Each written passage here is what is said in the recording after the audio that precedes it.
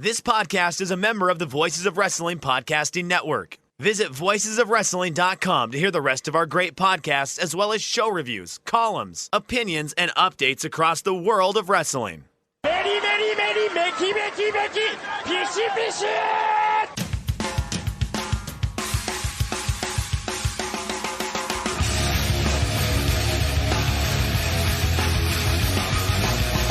You are listening to the Voices of Wrestling podcast with your hosts, Joe Lanza. X out and go listen to some boring podcast where they're afraid of their own shadow. Okay? Don't listen to Joe Lanza, because Joe Lanza's not changing. And Rich Craich. Give me a name. Like who delivers this guy in a big spot? Joe, don't yell at me. I like in the big spot, who delivers better than this guy? Stop yelling at me. I agree.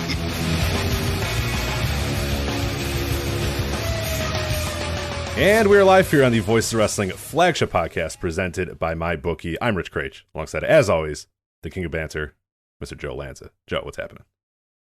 I don't know. I don't have a run sheet. I don't know what we're doing. It's a little mystery vortex. Yeah, you. I won't lie. The text messages that we just had, where I said, "Do we want to do a Royal Rumble instant reaction this weekend?" You said, "Is it this weekend?" It's not. It's an ominous start to this day, but I think this is going to be a really fun show. We got a lot of really cool, weighty, big topics to talk about. So I'm excited to dive into those. But yes, the Royal Rumble is this weekend, and we will preview it. But yeah, no run sheet. I'm very deep into the match of the year stuff. Didn't get a chance to do that, but we're a lot of stuff's going on in the website. Not a lot of stuff's going on in the world, but we're making it work. Yeah, I don't know. I'm lost. I'm confused. You're going to shock me with these topics because I don't know which one's coming. I don't know which one's coming next. I don't know what we're talking about. But I'm gonna try my best to keep up. I'm just playing it by the seat of my pants here. I can't find the chat room. Where's the chat room this week? It's there. What am I doing wrong? I don't know. I'm sure it's gonna play in the background at some point. Yes, I'm sure. Yeah, you'll hear it play. Any moment now. Any moment now. Yeah. I got that all sorted out. Every time I click the fucking link, where's the? I think it's there. We got people. They're chatting. I see them. I clicked the YouTube link, and it's not. It's not bringing me to the chat room like it normally does. It's just bringing me to the I don't know how to help you here. I don't know.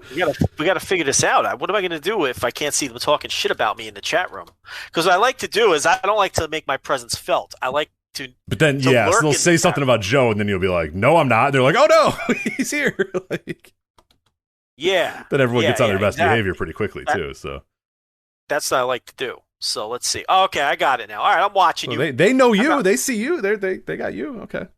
I got my eyes on the thousands of people that are in the chat room right now listening live. If it was imagine if it was thousands and thousands of people paying $10 a month. That'd be not That'd too be bad. Something else, huh? That'd be something else. You know, we were properly owned by many people. Including some of the mutants on Reddit. A lot of the fine folks. A lot of the replica belt mutants on Reddit who mocked us for being critical of the number of network buys by comparing our Patreon subs. Yeah, they really. I mean, I was taken aback and severely owned. I mean, I've been owned many times in my life, but that one really hurt when I was just like, damn, you're right. We do have less people that pay us $10 a month than pay WWE $10 a month, and it hurt. I won't lie, it hurt. It's a hard pill to swallow. It really put me in my place, and it really put things in perspective. Especially if we're going to sit here and try to criticize them about that stuff when we're, they have more than we do, and it's just like, I mean, Yeah, it was really a humbling and eye-opening experience to be told that we do not have as many subscribers as the WWE Network. So, but if anyone would like to offer us $1 billion for the rights to this podcast network, we are listening. Absolutely. The email is rich@voicesofwrestling.com. Correct. Actually, you got that right. You got that right. Yeah, you can't get any of the other fucking links right, but you got the hey, pay us $1 billion link right on the money. So yes, you got it. You nailed it. Actually, don't send it to him because he'll just go to Iceland or something with the money and never. For sure. Right. He'll never report. Oh yeah. No doubt. There's 100. No, there's no way. I'll send you some in a little bit. once I get off the grid a little bit, but I'm definitely going off the grid, and no one's ever hearing from me again. Because it's like, some people are like, oh, they made X amount of money, and they became obsessed with making more and making more and making more. I have like a limit. Like when I get to a certain number, I'm good. You know what I mean? Like I'm not gonna grind harder and try to double that money and become one of the no. I am not interested in getting any more wealthy than like a certain level. And $1 billion is way above where my level is, if I'm being honest. So the level of Rich runs over to Iceland and you never hear from him again is a way less than $1 billion. Let me tell you that. Yeah. Have you ever heard a friend of the show, Murder Brian, discuss his number? No. I'm curious. What is his number? It's probably shockingly low. $200,000. Where's he going? Where's he going? What's he doing? Doesn't matter. Going anywhere. He's not going anywhere. He just says if he gets to $200,000, he's good. He's just done. He'll be comfortable for life. Good. He'll make it work. He'll make the $200,000 work. That's all he needs. That's his number. So, Street Fight. Go ahead, plug the Street Fight. Yeah, Street Fight Radio. I guess I just you're a bigger listener. Not that I don't like them, but you're a pretty frequent listener, if I remember correctly, to the Street Fight Radio, right? People say to me all the time in the streets. They say, Joe, you're Joe Lanza from Voices of Wrestling Flagship Podcast. I say, yeah, you must have recognized me not by my voice, but by my devilishly handsome looks. And they say, that is true. And when are you going on Street Fight Radio? And I say, listen, it's not my place. I can't force myself on the show. So at least 3 times a week on the streets themselves, people wonder when I'm going on Street Fight Radio. The fights are done on Street Fight Radio for sure. He's got a Korn podcast too, right? He doesn't invite you for that, or you're not a big Korn fan? With a K, of course. Backwards K. And a backwards no, I think it's a forward K and then a backwards R, if I remember correctly, right?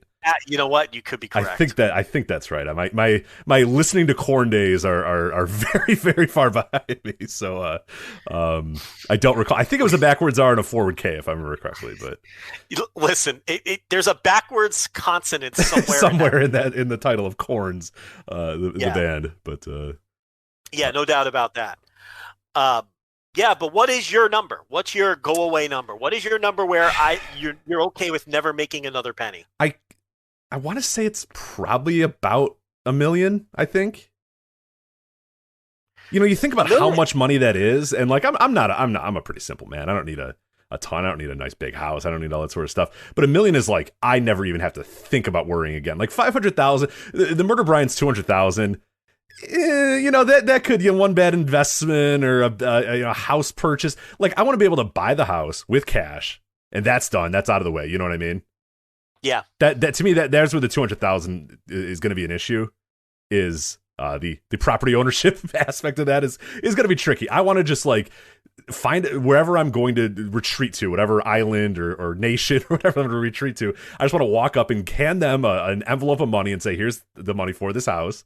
And then they never deal with me again. No bank has to ever contact me. Nobody, you know what I mean? And that is mine now. And I think I need a little bit more than 200,000 to do that. And I think I need a little bit more. 500,000 is probably close, but I think $1 million would be like never have to worry ever again type stuff.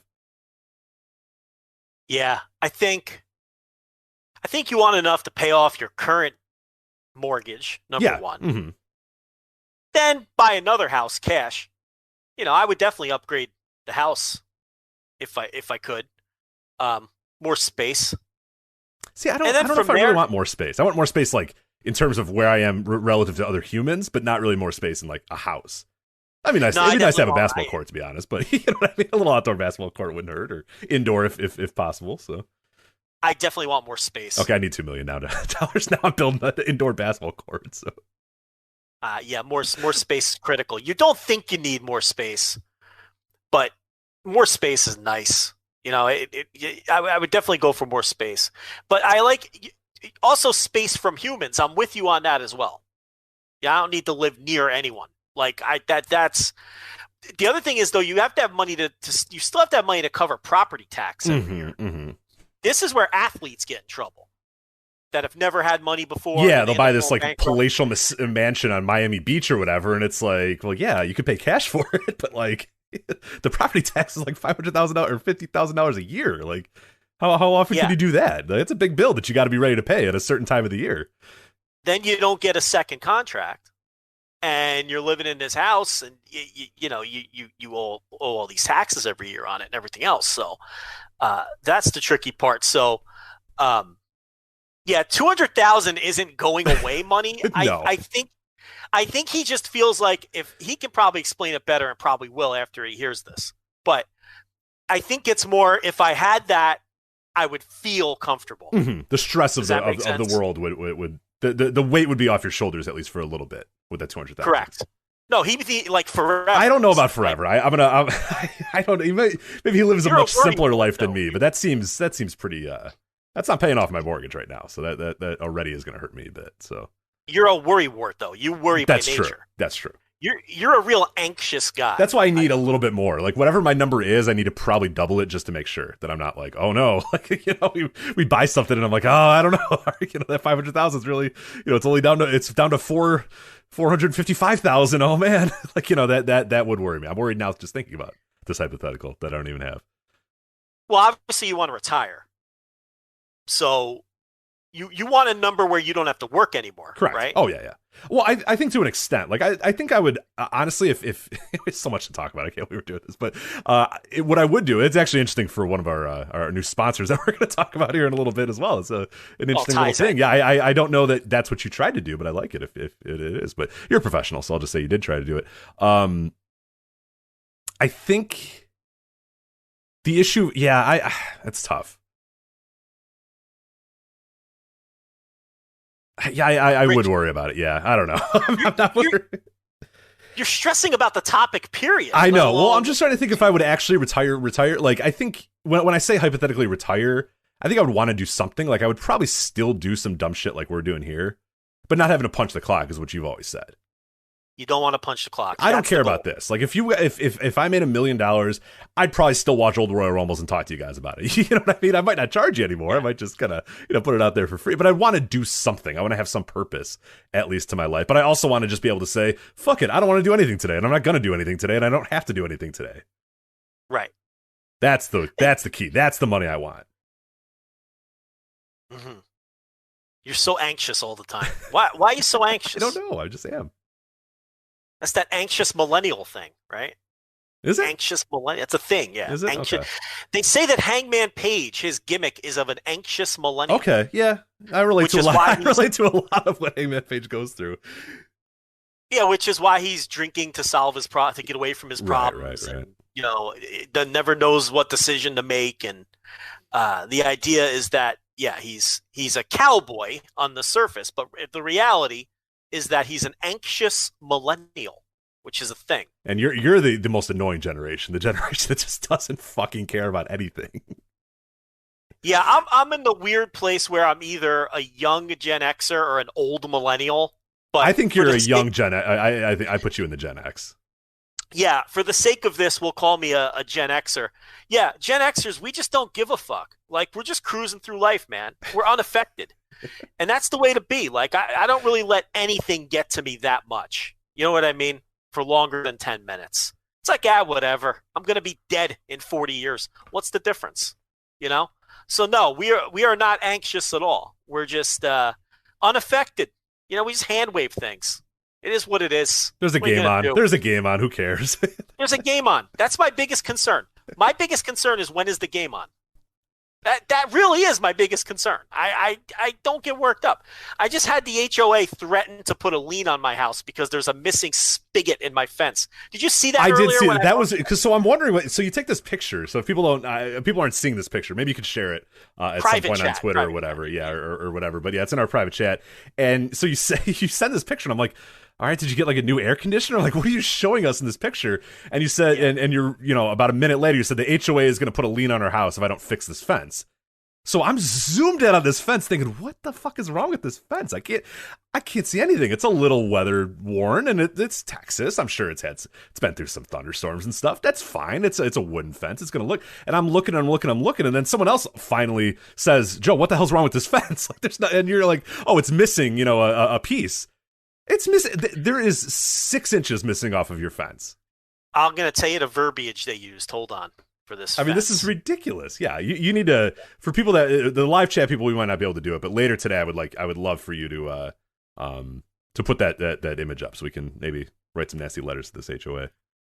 Yeah, it's okay. They sent me a certified letter, and they said they're gonna place a lien on my property if I don't replace the missing slat in my fence. The slat. So basically, it's a picket fence, and part of one of the boards of one picket is missing. If that makes sense, blown down by the wind or something. And they took a photo of this and sent it to my house by certified mail and demanded that I get this fixed immediately. How about that? So what is this lien then? What could they? I'm unaware of HOAs. I've never dealt with that. My house is not doing HOA. So what? They have that power? Like they can do that? Because that seems... Yeah, when you sign. Listen, here it's such a racket, especially in Texas. Like, essentially, unless you buy a house out in the middle of bumfuck in the country, you're pretty much every neighborhood is locked into an. So they're all like developers that then lock it into an HOA. Okay, makes sense. I would never have done this on purpose. I just didn't have a choice. Like I would never move into a HOA neighborhood because it's just a bunch of developments slapped down in the middle of a flat desert prairie thing or whatever the hell you. They all have fancy names. I'm not saying the name of mine because there's psychopaths out there, but they all have names. Yeah, we have ones by us, and they're always just like Whistling Straits, and Orchard Haven, it's like, Orchard Creek. Yeah, it's like next to a highway. I'm like Flowery Woods Estates, right? And you gotta fucking punch a code in just to get into the fucking It's all this. So you really can't avoid it where I live in Texas. So what they do is when you sign in to buy the house, you're forced to become part of the HOA.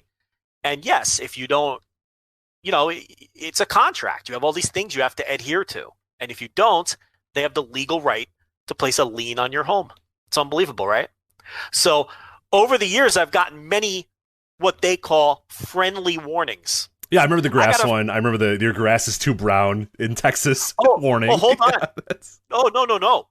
A couple years before that, I got a friendly warning mailed to me that my grass was too tall. Okay. And I use a landscaper on a schedule, but the guy went on vacation and missed a week, right? The guy's entitled to a vacation. So my grass was a little bit over code, so they sent me a warning. Jeez, yeah. And I had to explain the whole neighborhood's going to fall apart if you don't, and I'm sure this wasn't like 8 feet tall. I'm sure it was like 4 inches or something. Like it couldn't. Oh my God, it wasn't even overgrown. I mean, the guy missed a week. So they got me on the fence. They got me because my grass was too brown, so I had to get all my grass redone in my yard 3 years ago because the grass was too brown. That was a famous flagship topic. That lasted like an hour and a half of the flagship. I don't think we got to any wrestling. We didn't get to any wrestling that week. I think that was just about HOA grass rules for the entire episode. If you have your car parked in your driveway and any part of your tire is touching the grass, you can get fined for that. Jesus Christ. Do you see this one in our chat room too? 49ers97 says, my aunt's HOA has such strict rules that they can't leave their garbage cans on the streets longer than 12 hours. You're not supposed to put garbage on the stoop unless it's in a can. Again, if you put a bag out there, you can't do that. Right. Okay. You can't just put a bag out there. It's got to be in a can. And you got to get the can back inside. And the can isn't allowed to be visible from the streets unless it's garbage day. Like if it's not garbage day, the can has to be in a garage or hidden behind something. Now, listen, I understand the root of all this. And, sure. At a baseline, yes. Don't leave your garbage can outside of your street for 5 days. Don't, have garbage all over your front lawn. Don't park on, your lawn. Don't, don't have a fence that's falling down. That all makes a lot of sense. But yes, there's levels to this. Yeah, exactly. Like I appreciate that it's a nice neighborhood. Right. Don't let your grass become 10 feet tall. That all seems fair. Yeah. I appreciate that. And a lot of this is to filter out white trash. I get it. But at the same time, when you have someone whose grass has never been an issue, if it's a half inch over code 1 week, maybe you pump the brakes and give it a couple more days. That's all I'm asking. Maybe when there's half of one slat missing from my fence on the side of my house, you don't threaten to put slap the lien on the property. You got a fence guy or what? What are you going to do here? Because I know you're not doing it. I know you're not fucking doing it. So I got to get a fence guy now, because at this point we discussed it, and it's like, why bother like just fixing the slat? We may as well just replace the whole fence, because more slats are eventually going to go. And why do I want to deal with this every other month? So I can see the code if they put like a new slat on there. It's it might look unbecoming of this neighborhood if you have one new slat and a bunch of old slats. So I get it. Right, it is an old fence, to be fair. And so it probably needs to be replaced. It's just funny how it's like, it's not even a full slat. You saw the picture. It's literally like, for people that know like what any wooden fence, just close your eyes and imagine a wooden fence. The peak, like the top of like one of the slats, the peak or whatever, I'm sure there's a better term for it, but whatever, that basically broke off. Is what you're looking at there. You could probably fit your hand in there, and that's about it. Yeah, and some dickweed walked up, took a picture of that and then mailed it to my house. You gotta find that guy. You gotta find that guy. They don't even have the guts to like knock on the door. You know what I mean? Like when they're driving around doing their inspections, why don't they just knock on? Like, I don't want anyone knocking on my door, but why don't they just knock on my door and say, hey, see. Again, there's levels. For something like half a missing slat, I think that's a door knock and a, hey, man, I'm just going to let you know that's not a, we're going to put a lien on your house. I think lien on your house guy is the guy who has a dead car parked on the grass, hasn't cut his grass in 6 months. That guy deserves the lien threat, not the guy with a broken slat on his fence. I don't know. It just seems excessive. I have a family down the block from me, and they never cut their grass. They never shovel. They never do anything, and it's just like, now, see, an HOA would take care of that. You're right, and like this, people don't, and it's kind of annoying as I'm trying to walk the dogs over 10 feet of snow. Everyone else has their driveways at least somewhat shoveled, or their sidewalks somewhat shoveled, or you walk by them and the grass is like up to their window in front of their house or whatever, and you're like, that's kind of that sucks. Like that kind of sucks. But again, that person, the HOA, should say, hey, can you can you maybe work on this? Not, me, because I was gone for a week. I was on vacation, so I didn't mow my lawn during that time. So, yeah, it's crazy. But, that's what's going on with that. Hank Aaron's dead. I know, we've had and people are, and the weird thing is now we've come to a point where, I mean, I guess right or wrong, I don't know if it's good or whatever. When famous athletes die, people want us to talk about it and want us to react to it and stuff, which is pretty interesting. But we've had a lot lately, unfortunately, way too many lately. But the Hank Aaron one was a pretty big. I mean, obviously, I'm not stunned that Hank Aaron passed away given his age or whatever, but it was cool seeing this entire week where people were really diving in and really digging in of like, oh my God, this guy was just like one of the greatest, if not the greatest baseball player ever. Like, you really look at his numbers and they're unbelievable how great he was. And how consistent he was, for how long he was. My favorite Hank Aaron stat is that if you take away every home run he ever hit, all 755 home runs, he still has over 3,000 hits. That's a disgusting statistic. Yeah, if you remove his ability to hit home runs, of which he was the best to ever do it, other than Barry Bonds, he's still like a Hall of Famer. He's still like an incredible all-time great player, without the thing that he's most known for. Yeah, I mean, he's still the home run king. 755 is the number. No, how many home runs did Barry Bonds hit?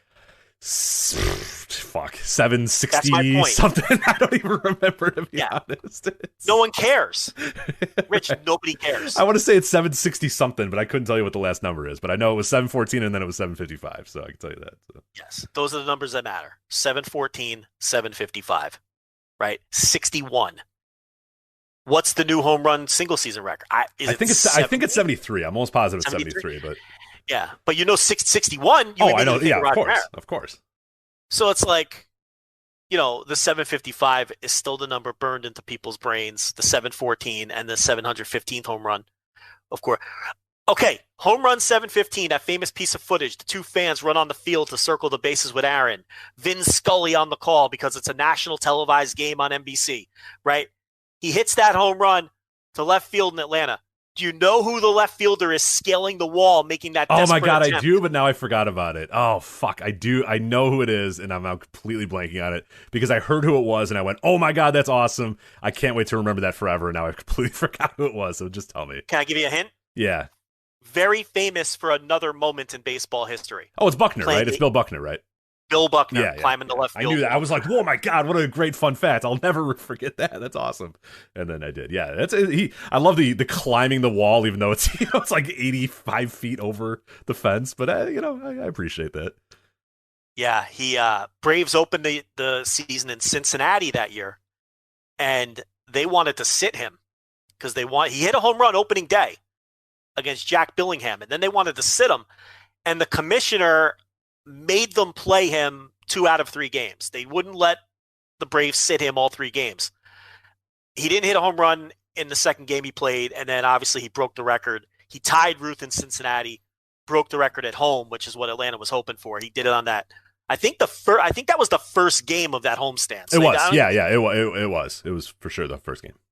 Yeah, they didn't have to sweat it out, and they got lucky because it was a weekend game and it was on NBC. So, and he hit it off the Dodgers. Bill Buckner scaling the left field wall, home run 715. He ended up hitting 755. That's a big number, as Bonds was chasing. Only one MVP. Never hit 50 home runs, but just incredible numbers. I mean, just your average every day 143 WAR player. That's all. Right. Just out here putting up 143. Just the most RBIs and total bases in baseball history ever. Yeah, nothing. Almost 7,000 total bases. That's all he did. Career slash 305, 374, 555. I mean, the guy was just a ridiculous hitter. Beloved by all. I mean, going all the way to his final days. Not by all, but by most. Yeah, obviously the racism. In the early days, not all. But, yeah, can't ignore that. I meant in baseball. Yeah, no, I got you. Yeah, but he faced incredible racism when he's chasing the record. Which, those 2 fans running on the field, that had to be terrible. Oh, I know. I'm always that's the moment. I remember when I watched Ken Burns baseball, and he was talking about the letters he was getting and the everything that everybody that was talking about him. And he says when those guys ran out, he was ready to oh my God, what, these guys are going to come out here and fucking stab me. I'm dead. So you can see him as he looks back and he looks at both of them, and he says he can tell that they're happy, but he's still not sure. And then they hit him on the back, and he's still kind of just running fast. You can see him starting to run a little fast. He's not trying to get them off of him. He's just kind of trying to run faster to hope and pray that I'm not going to turn and pass these guys. And they're going to stab me in the back or something like that. But dude, yeah, I mean, given what he was getting and the death threats and the letters and the calls that he was getting at games, dude, I would have flipped out if I was him. So yeah, again, another great aspect of his career is that moment it's so cool seeing those fans come out there and congratulate him and it be genuine and not be fans trying to be assholes or do anything like that. So yeah, Stud Muffin in the chat room, and I really hope that's Joel Gertner. But Stud Muffin in the chat room notes that Dusty Baker was on deck. That's awesome. Yeah, so many good classic players in that moment. Baker came up with the Braves, and it took him 4 or 5 years to catch on. He had cups of coffee for 4 or 5 straight years because he came up, I believe, as a 9-year-old. And he tells this great story about how, he's in batting practice or spring training, something like that. He's trying to jack the ball out of the park. And Aaron, who became a mentor to him because he was a veteran at that point, said, what are you doing trying to, hit all these home runs? And here he's got, the greatest home run hitter of all time, explaining to him. And he remembers that Aaron told him, he goes, there's nothing but outs up there. Stop trying to hit fly balls. And that was something that Dusty Baker repeated his entire career and even into his managerial career. Where, this temptation to hit fly balls, there's nothing but outs up there. And imagine the all-time home run king telling you that there's nothing but outs up there. For him, there were 755 home runs. For you, there's nothing but outs up there. Because Dusty Baker was a line drive hitter. He'd give you 20 home runs a year, but, he was a guy who, would hit line drives and hit singles and doubles. So he was a guy who really looked up to Aaron. I heard Joe Torre tell a great story because he played with Aaron too, and Aaron hit ahead of Torre for a long time, for a few years, and when Aaron would get on base with 2 outs, if Torre had 2 strikes, Aaron would always run on the next pitch because the way he saw it is he was either going to steal the base and get himself in scoring position, or he was going to get thrown out and give Torrey a fresh count in the next inning. Mm-hmm. So a totally selfless player too, in that, he's trying to help the guy hit behind him.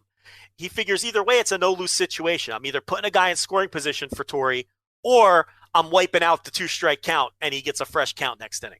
So there's just so many little stories like that where Aaron endeared himself to people, not, just as a player and as a person. I mean, he was involved in baseball, right up to the very end of his life. I could tell a real stupid Hank Aaron story. This story stinks. You want me to tell it? Sure. One thing I did want to, I was kind of doing the math here. 13 top 10 MVP finishes throughout his career. And I found one year, which is like absolutely ridiculous. 1963. So Hank Aaron hits 44 home runs, leads the league. 130 RBIs, leads the league. 121 runs, leads the league. He bats .319, .391, slugs .586. The slugging percentage is a league high. OPS plus of 179, which is, again, leads the league. Total bases .370. He finishes third in MVP, which, okay, I'm like, oh, what the fuck is going on here? I look at who finished first in MVP, and to be fair, it's Sandy Koufax, who went 25-5 with a 1.88 ERA. I'll allow that. That's okay. That's not bad. Yeah.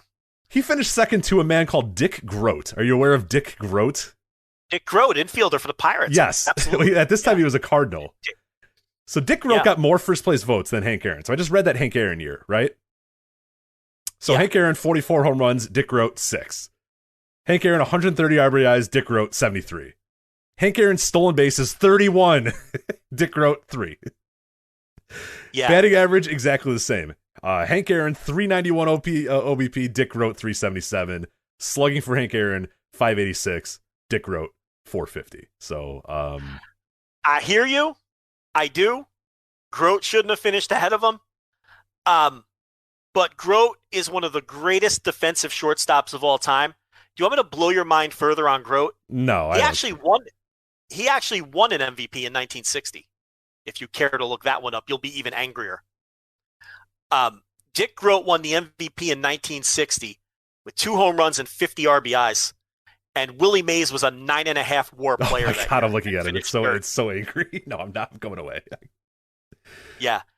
Now, Groat was a really good player, and I guarantee you that year in 63, he was probably like a 6 or 7 WAR player on his defense, carried by his because he was really an exceptional defensive player. He was a 7 WAR, 7 WAR this year. So not bad. Again, not terrible. Yeah, and a 6 WAR player. I'm looking at the year he won the MVP. He was a 6 WAR player with 50 RBIs and 2 home runs. I mean, and a 394 slugging percentage. So that tells you how good of a defensive player he was. But I'm not arguing that he should have finished this high in these MVPs, but that's the explanation because he played in an era where they really, really loved defensive-minded shortstops. Yeah, for sure. I mean, Phil Rizzuto and Pee Wee Reese, guys like that are in the Hall of Fame, and they really have no business being in the Hall of Fame, if we're being honest. Phil Rizzuto won an MVP one year with a similar stat line. But, if you were a shortstop or a catcher and you even had a pulse at the plate, I mean, you were finishing top 5 MVP. I mean, that's just the way it was back then. But, Aaron, I mean, his numbers, I think one year he slugged almost 700. I mean, you just look at his numbers and they're just utterly ridiculous. And he's really the last guy left from that era. So many Hall of Famers have died recently, whether it's Bob Gibson, Lou Brock, Joe Morgan. We talked about Dick Allen. He's not a Hall of Famer, but and he played a little later, but Dick Allen died not too long ago. Don Sutton just died a couple of weeks ago. Right. Oh, yeah. We didn't even get a chance to talk about Don Sutton. There's just been so many. I think something like 11 Hall of Famers have died in the last 13 months or something like that. Willie Mays is really the only guy left from that era. He's probably the greatest living player. Either Mays or Koufax. I guess, Johnny Bench, maybe. Kind of a morbid topic because these guys are all next. But I shouldn't have. That's really mean. But yeah, Hank Aaron, I think he was 86. Just, I think maybe someone, even though he was the home run king, still maybe a little overlooked historically. Yeah, he's like underrated, which is it's fucking insane. But he is. yeah, it's everyone realizes he's great. I'm not sure people realize just how great he really was. I mean, the black ink on his page, it's just everywhere, and it's in the numbers that matter. Slug percentage and home runs and hits and double total bases. I mean, what's more important than that? So, just a guy that, and connected to wrestling. I mean, that's the guy who, Mark Madden sent that infamous Bill Watts interview with Wade Keller to, and ultimately, that was the reason why Bill Watts was fired, even though he may have been on the way out anyway. That was the final nail in Bill Watts' WCW coffin, his infamous rant at the end of that Wade Keller interview, which ironically enough was the last question that Wade Keller asked. And Watts just went on this unhinged rant going off on black people and gay people. Probably didn't realize Wade Keller was gay as he's going off on this rant. And despite all of that, Wade Keller, if you listen to the audio, is trying to save him and trying to make him stop. But Watts just powered through like a locomotive. And Hank Aaron got a hold of a transcript of that interview, and he was working for Turner. And suffice to say, that was it for Bill Watts. So Hank Aaron with a connection to wrestling too. Yeah. Not a ton, obviously, but yeah, definitely one of them. And I know that was something going on, I think, at the time. Wasn't there some controversy with some restaurant owner not wanting to serve black people in like the early 90s, and Bill Watts was like, yeah, it's fine, who cares, I should be able to do whatever. And then, yeah, like you said, that's what starts it, and then it just goes on this like insane rant where he's just like, yeah, gays and blacks, and it's like Wade's like, all right, well, yeah, we're done here, so Bill, thank you so much. He's like, no, and he's like, god damn it, stop. Like, just stop talking. Like, I'm trying to and he's like, you're not really mean that, do you, Bill? Oh no, yeah, I do. Okay. Jesus Christ, dude, I'm trying. Yeah, I'm really trying here, Bill.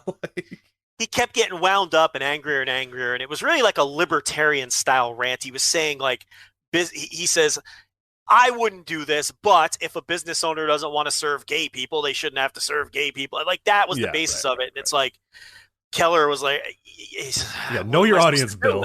Like for sure, know your audience here. Well, it's not even just that. It's almost like once he says all of that, like, what's Keller supposed to do? He couldn't cut it out. So he left it in, and it made the rounds, and you knew it was eventually going to get into the quote unquote wrong hands. I don't mean to phrase it that way, but from Watts' perspective, it was going to get into the wrong hands, and it did. And that's the official reason that Watts was let go. You take it for granted that everybody knows that story, but maybe there's some listeners who never heard that before. So, they can go research that and look it up. I mean, that interview's out there. I mean, it's, the transcript of that interview. I have it in hard copy form in an old torch.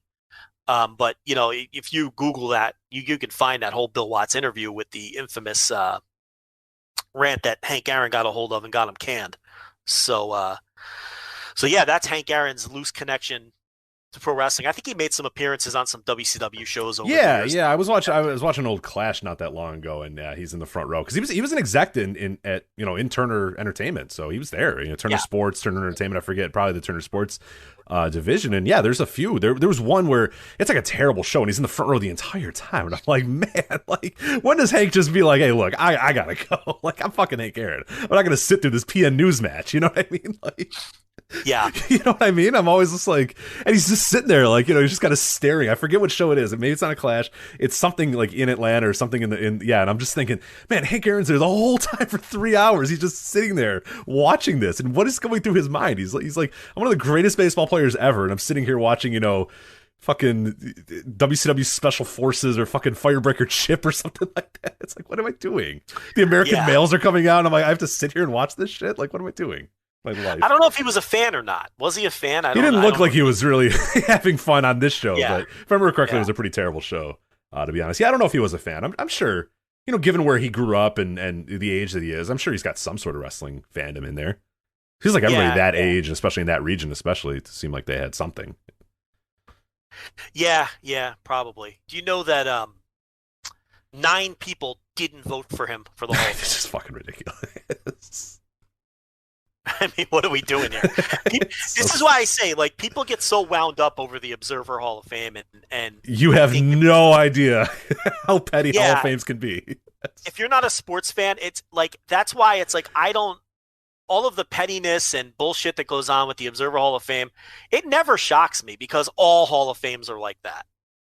Where and it's like, how do you not vote for Hank? It's like not voting for Ric Flair. Like, how do you just, it's inconceivable to me that 9 people didn't put his name down. But yeah, Hall of Fames go one of two ways. They either go in like the WWE Hall of Fame or like, the similar to that, like the Basketball Hall of Fame or whatever, where it's just like everybody comes in. It's like, yeah, he was good in college, whatever, who cares? Like, yeah, this high school guy got, 800 wins, whatever. Let it, like the Basketball Hall of Fame, like 9 people go in every year. Everybody that was ever good, like anybody that you've ever thought of that you're like, hey, that was a good basketball player. He's probably in the Basketball Hall of Fame, whatever.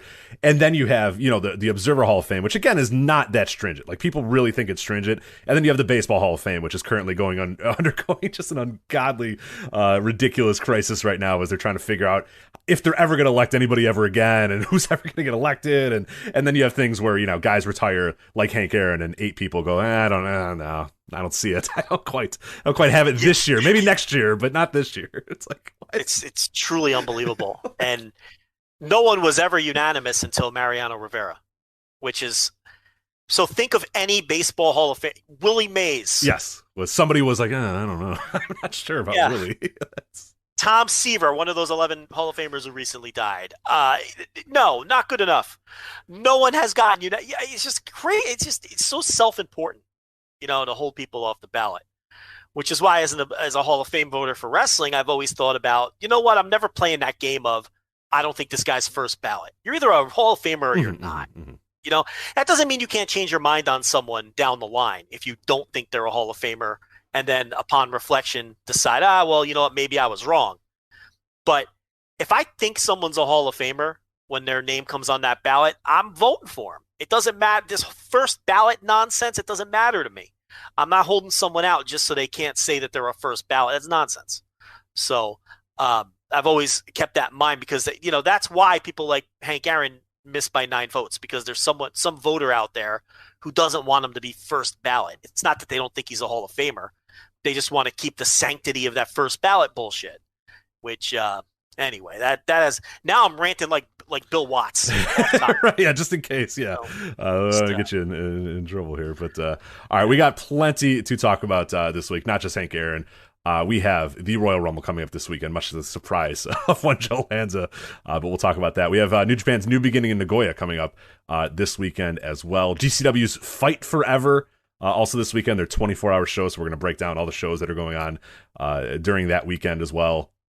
We're going to talk about the WWE Superstar Spectacle, the WWE India show that appeared on the network this week. But I think the first topic we do have to, of course, to talk about is the aforementioned WWE Network, which is really not existent anymore. The WWE Network officially declared now that it will be moved to the Peacock. Everybody that is a WWE Network subscriber will be rolled into the new Peacock Plus, which is an ad-supported Peacock. And then if you want to upgrade and not receive ads, you can jump in for, I believe it's $10 a month. I don't know, because I get it for free from my cable, because I'm one of those assholes that still pays for cable, and it's starting to get there where I'm starting to be rewarded by all, like, because you need to subscribe to 19 different streaming services now. My idea of just, hey, I'm gonna fucking stick with cable and see what happens feels like it's gonna work. And I should note, this only affects US. If you're not US, it doesn't matter to you right now. We don't know what the hell's gonna happen internationally. Some people are through their cable, some people are through this, some people, we don't know what the hell's gonna happen non-US. This is just US that we're talking about right now. But again, WWE Network getting rolled into Peacock, the Peacock Plus, which is ad-supported. So if you are just a normal WWE Network subscriber in the U.S., you're going to be moved over to Peacock, but you're going to be on the ad-supported Peacock level. So you are going to want to, if you don't want ads during your shows or whatever the hell, I don't know how they're going to work out, live show ads or whatever. But regardless, you're going to have to upgrade to get rid of that. But that's neither here nor there. Whatever. That's going to happen in March. Our Fastlane is going to be the first show that they're going to do to kind of give it a test run before WrestleMania. So as far as we know, everything that's on the network right now will get moved over. We'll talk about that in a bit. That's what they're saying right now. I don't know. I have no clue how that's going to work. We'll kind of talk about the actual content of itself, of the network in a bit. But right now, we just want to talk about the business of this. And really, if you listen to this show, if you're an avid WrestleNomics listener, if you listen to the Voice Wrestling Flagship, if you're not an idiot, which, by the way, you're listening to this, so you're not an idiot. We talked about this last year almost exactly to the day.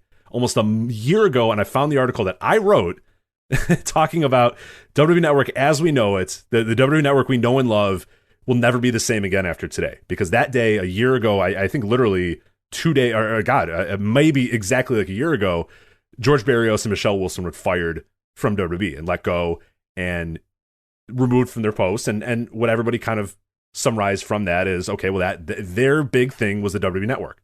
They sold Vince on the WWE Network. They sold the company on it. They sold investors. They did all that sort of stuff.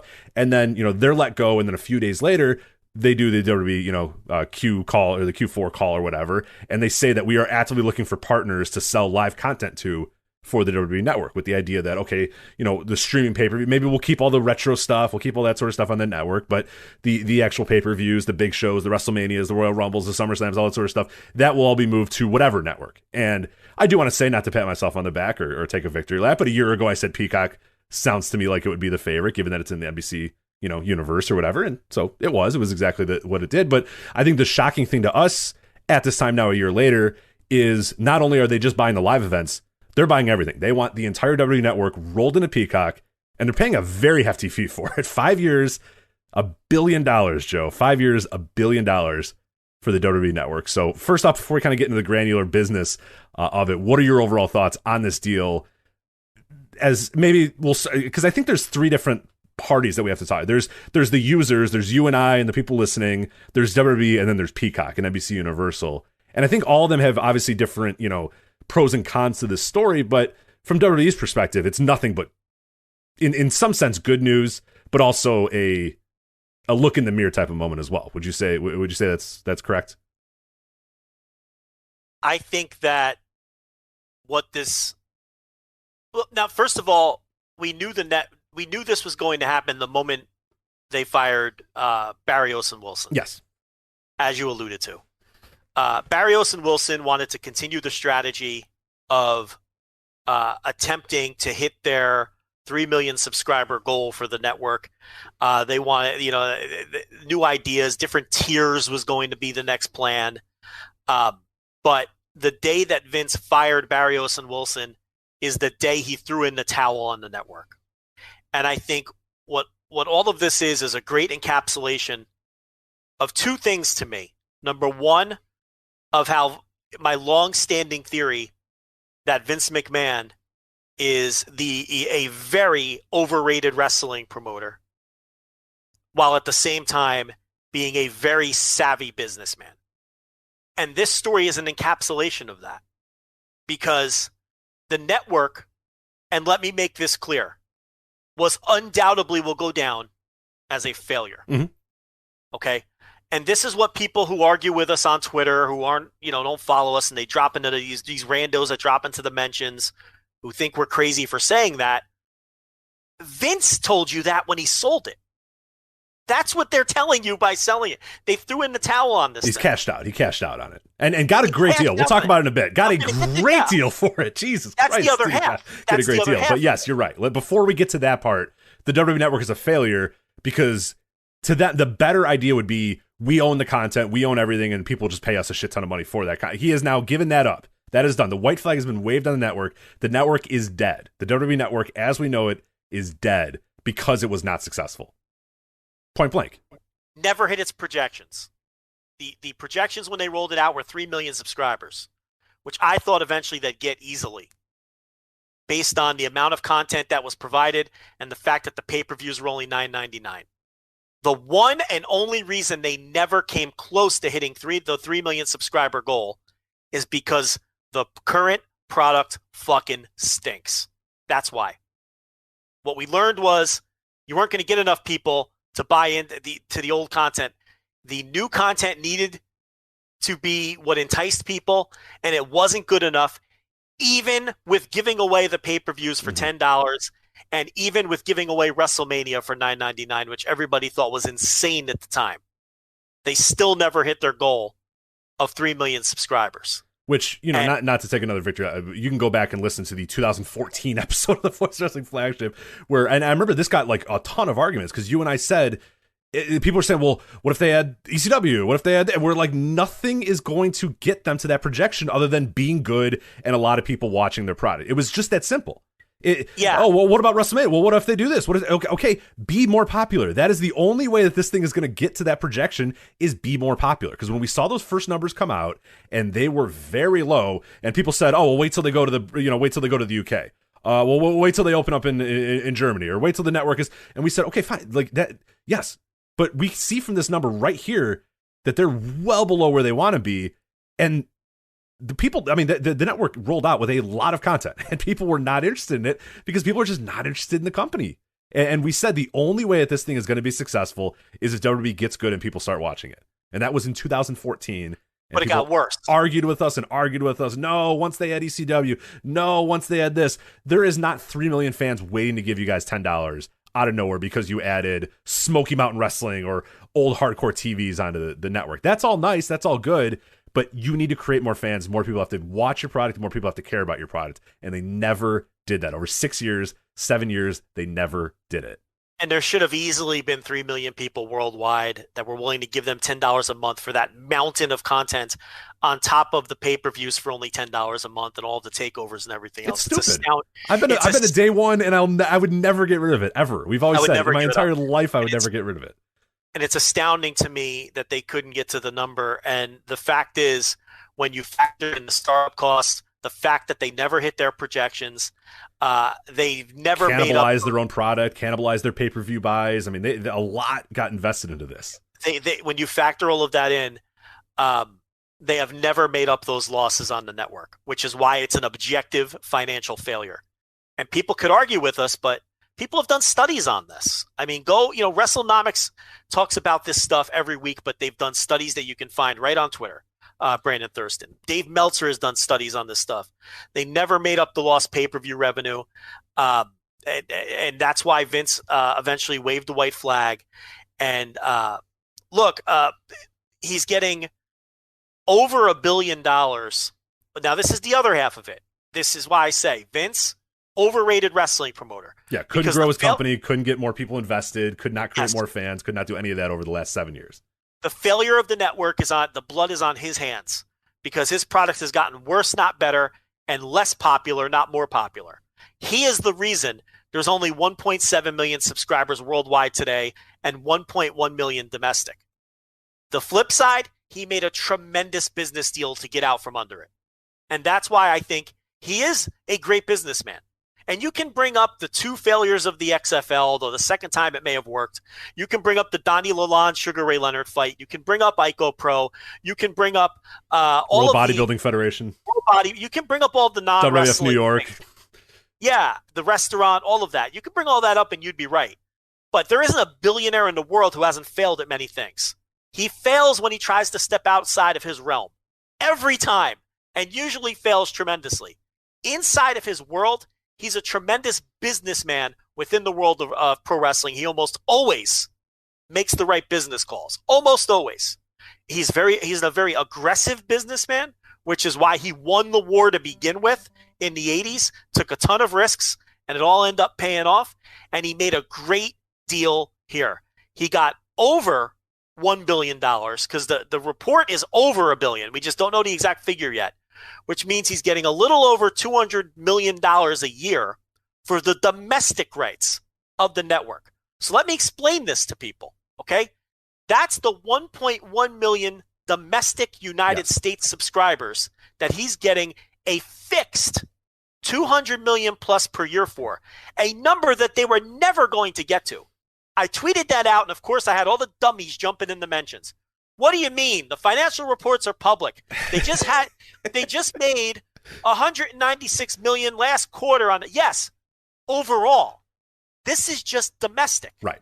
They have 1.1 million subscribers. You can do that math yourself in your head. Right. And Brandon Thurston at WrestleNomics and Brandon Thurston on Twitter, he I think he estimated it to somewhere around 130 to 140 on the high end is when you count people that were in for free and stuff like that he put it at about 130, 140. So he got 60 million extra, for every, which is not bad.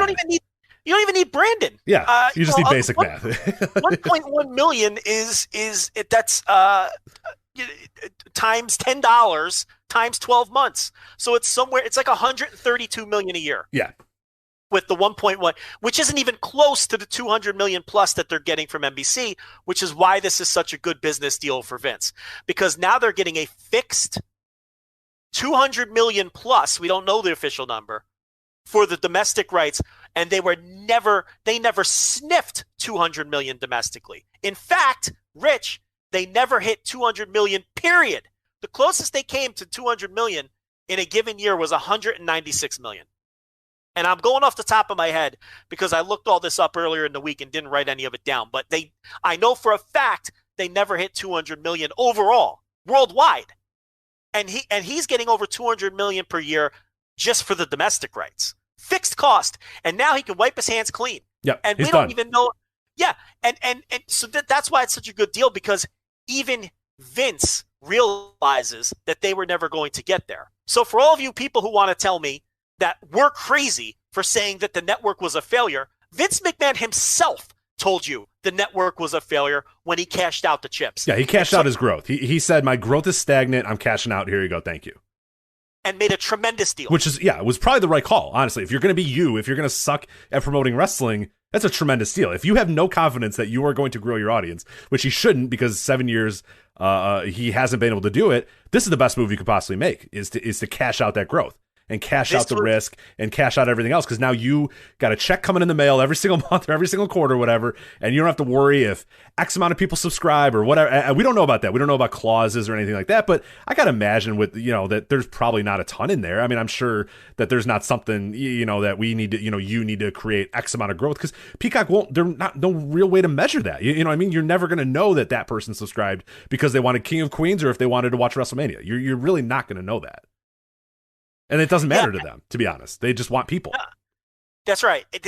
After 7 years, or really after 6 years, because he fired Barrios and Wilson last year, and remember, they thought they were going to make that deal before last year's WrestleMania. Yeah, for sure. It seemed imminent.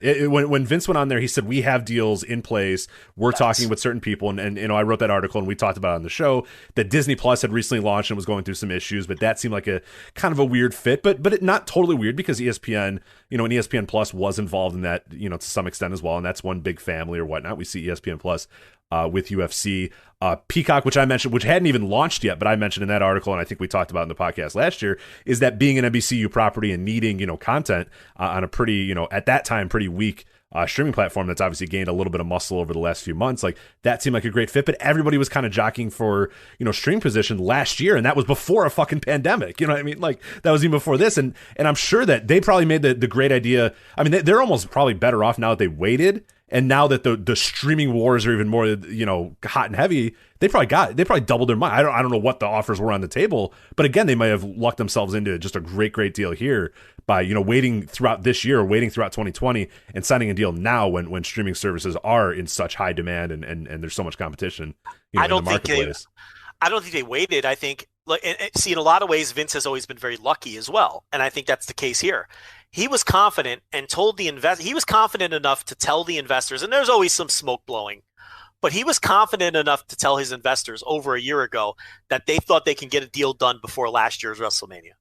Okay. And it took them over a year to eventually get the deal done.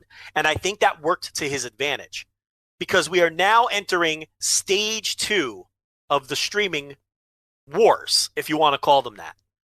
The stage 1 was everybody has their own streaming service and they're all cutting out the middleman, including WWE, right? That was stage 1. But what happened was, and this was pretty predictable, and we talked about this as well, people only have a finite amount of money to spend on this stuff. So with this whole fractured environment, people realize, now, wait a minute, like you just talked about keeping your cable. It's probably better for me to keep paying $100 a month for cable, because when I add up the cost of these 19 streaming services that I'm interested in, it's costing me more than what my cable bill was. So that was stage 1, and it was unsustainable. And Vince and the WWE Network were one of the victims of that. Again, another reason that ultimately it was a failure. It did not survive stage 1 of the era of streaming. And where we are now is we're just entering the second age of this, okay, where it's going to be 4 or 5 giant conglomerates, and stop me if this sounds familiar, because, we're going full circle here, where 4 or 5 giant conglomerates are gathering all of the content they can, including all of the failed streaming services like WWE Network, and it's a content war. We have to gobble up as much content as we can. And I think where Vince got lucky was it was probably more advantageous for him not to make a deal last year, because now we're seeing everyone, and which is why NBC overpaid for his 1.1 million subscriber base. Because think about it.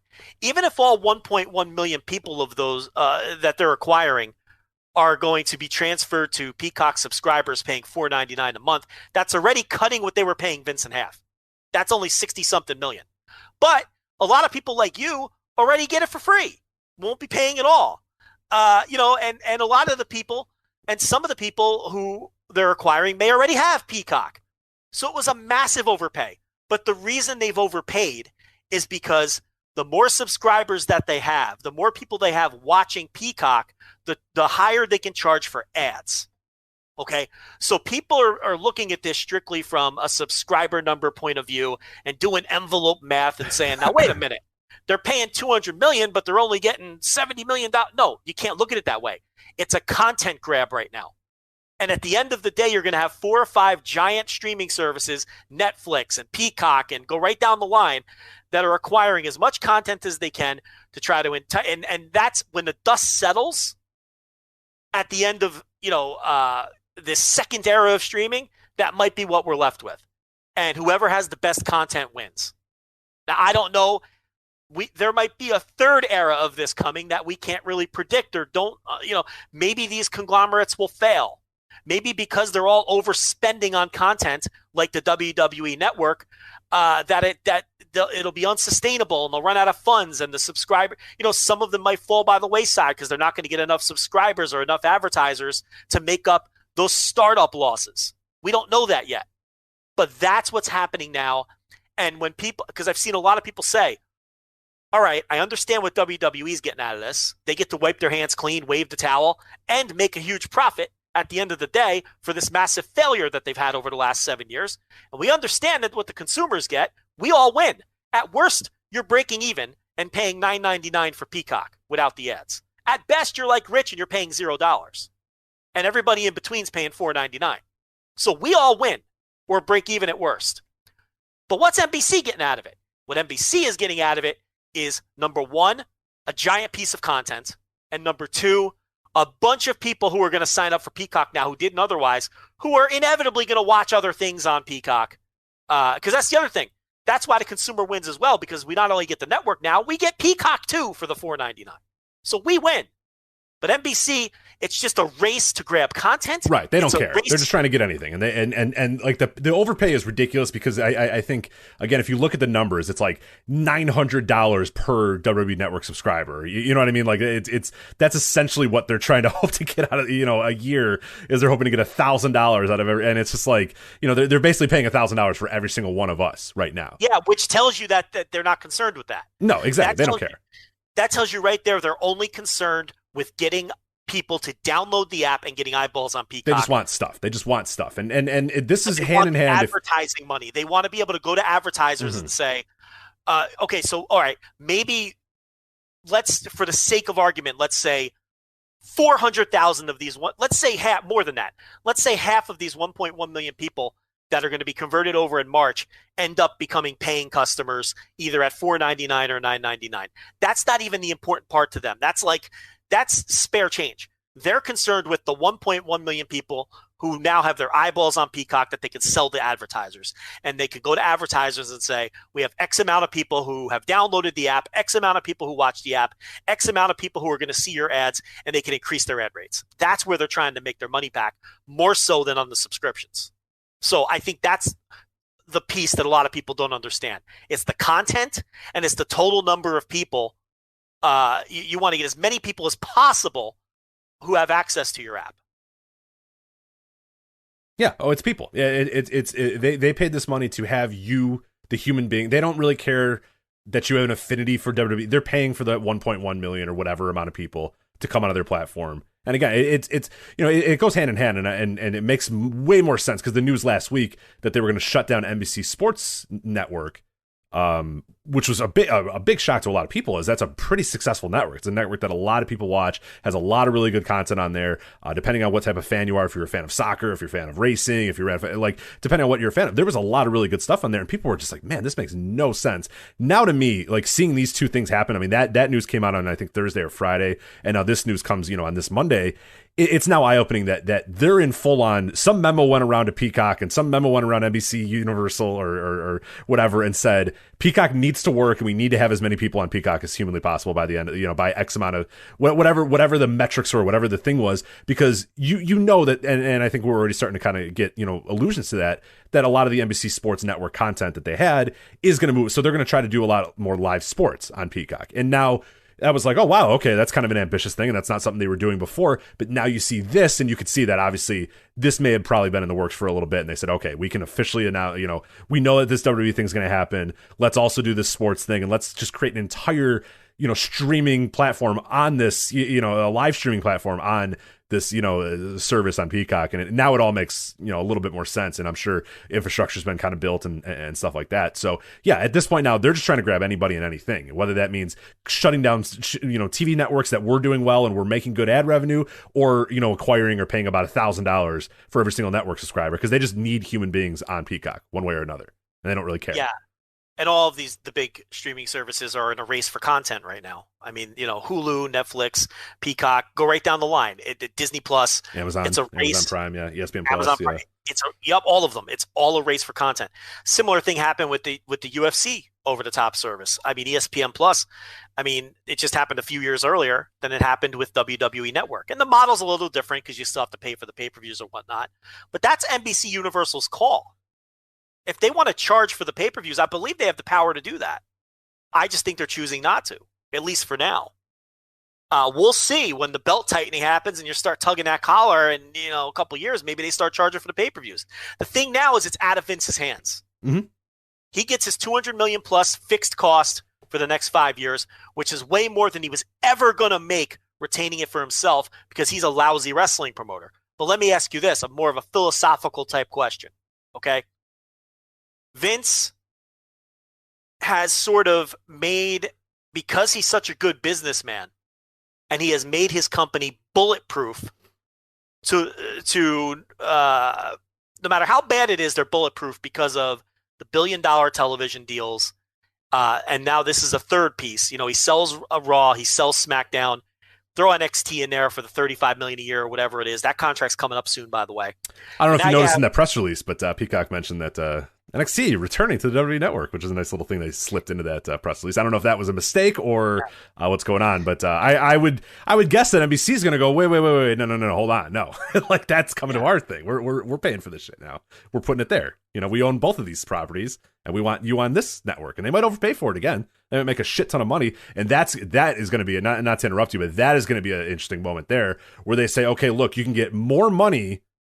Double what we're paying, or whatever. I'm just hypothetically double what we're paying you right now to be on USA to have NXT stream live on Peacock, or you can have it on USA for a quarter of the money or double or half the money or whatever. That's going to be a real come to Jesus moment for Vince is, well, do I want $500 million or do I want NXT to die type stuff, or do I want AEW to die type stuff, or continue to fight AEW? Yeah, right. It's like.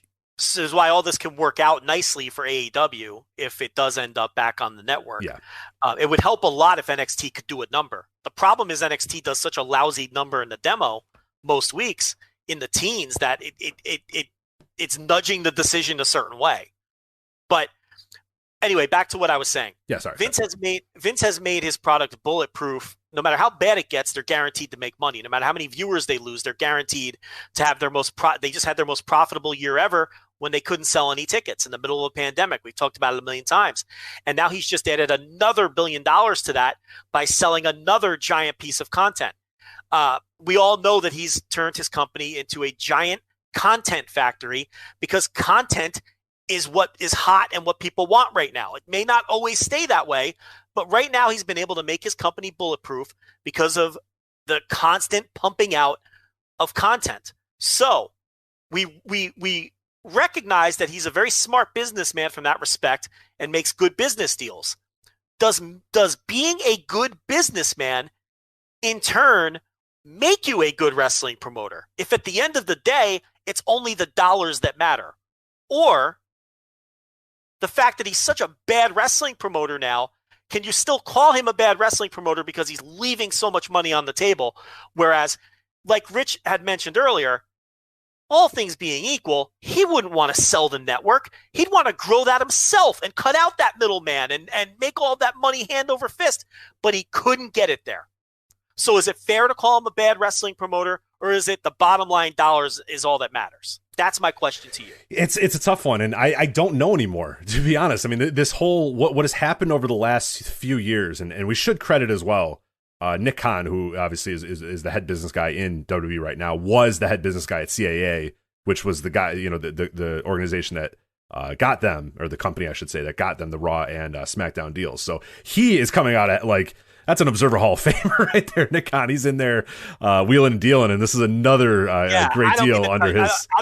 I don't mean to cut you off, but we should have mentioned him earlier because he fired Barrios and Wilson and brought in the guy who makes deals. Yeah. Who makes deals to sell content and has the connections. And the guy came in and just made $1 billion deal to get out from under this network. The second $1 billion deal he's made for this stupid company. Yes. Yeah. And Wilson and Barrios were just going to stay on the network train. Let's reconfigure it. Let's try something else. And Vince knew it was a bomb. Yeah, let's add Progress. Let's add European wrestling in a higher tier. He knew it was a bomb. Anyway, go ahead. I'm glad you brought up Nick Khan. Yeah. I just wanted because I had my notes there. Mention Nick Khan. Yeah, the wrestling business is a con business now. So yes. It's always been a business of cons, but now it is officially a business of cons here with Nick and Tony taking over. But it's really I don't know anymore. I honestly don't know anymore, because when you look at the way that we're in a post. Especially this year, especially in 2020, we have talked about it as well. We are in a post-wrestling business here where you could justify, once things go back to normal, and I mentioned this a bunch of times during 2020, you could absolutely justify Vince McMahon sitting down and saying, do we ever need to go in front of fans ever again? Why? And those guys at the table, what's your argument for why they need to go in front of fans again? Yeah. There is They're none. just going to give you reactions you don't want. Yeah, they're on, other than like the energy and the passion of the WWE universe. That's it. But it's all bravado. They don't need those fans. They're making more money without them. They just signed these guaranteed TV deals that are good. And I mean, who the hell knows how long, what the rest of Vince's life is going to look like, or whatever, how many more years he has and all that sort of stuff. I mean, I hate to be morbid and whatnot, but for him, it might not be a problem. He might be able to live through these deals, or these deals might live on beyond him. Who the hell knows? At this point. So to me, like, we're in this weird time period where he's getting guaranteed money. He's now sold off almost all of his rights, to content.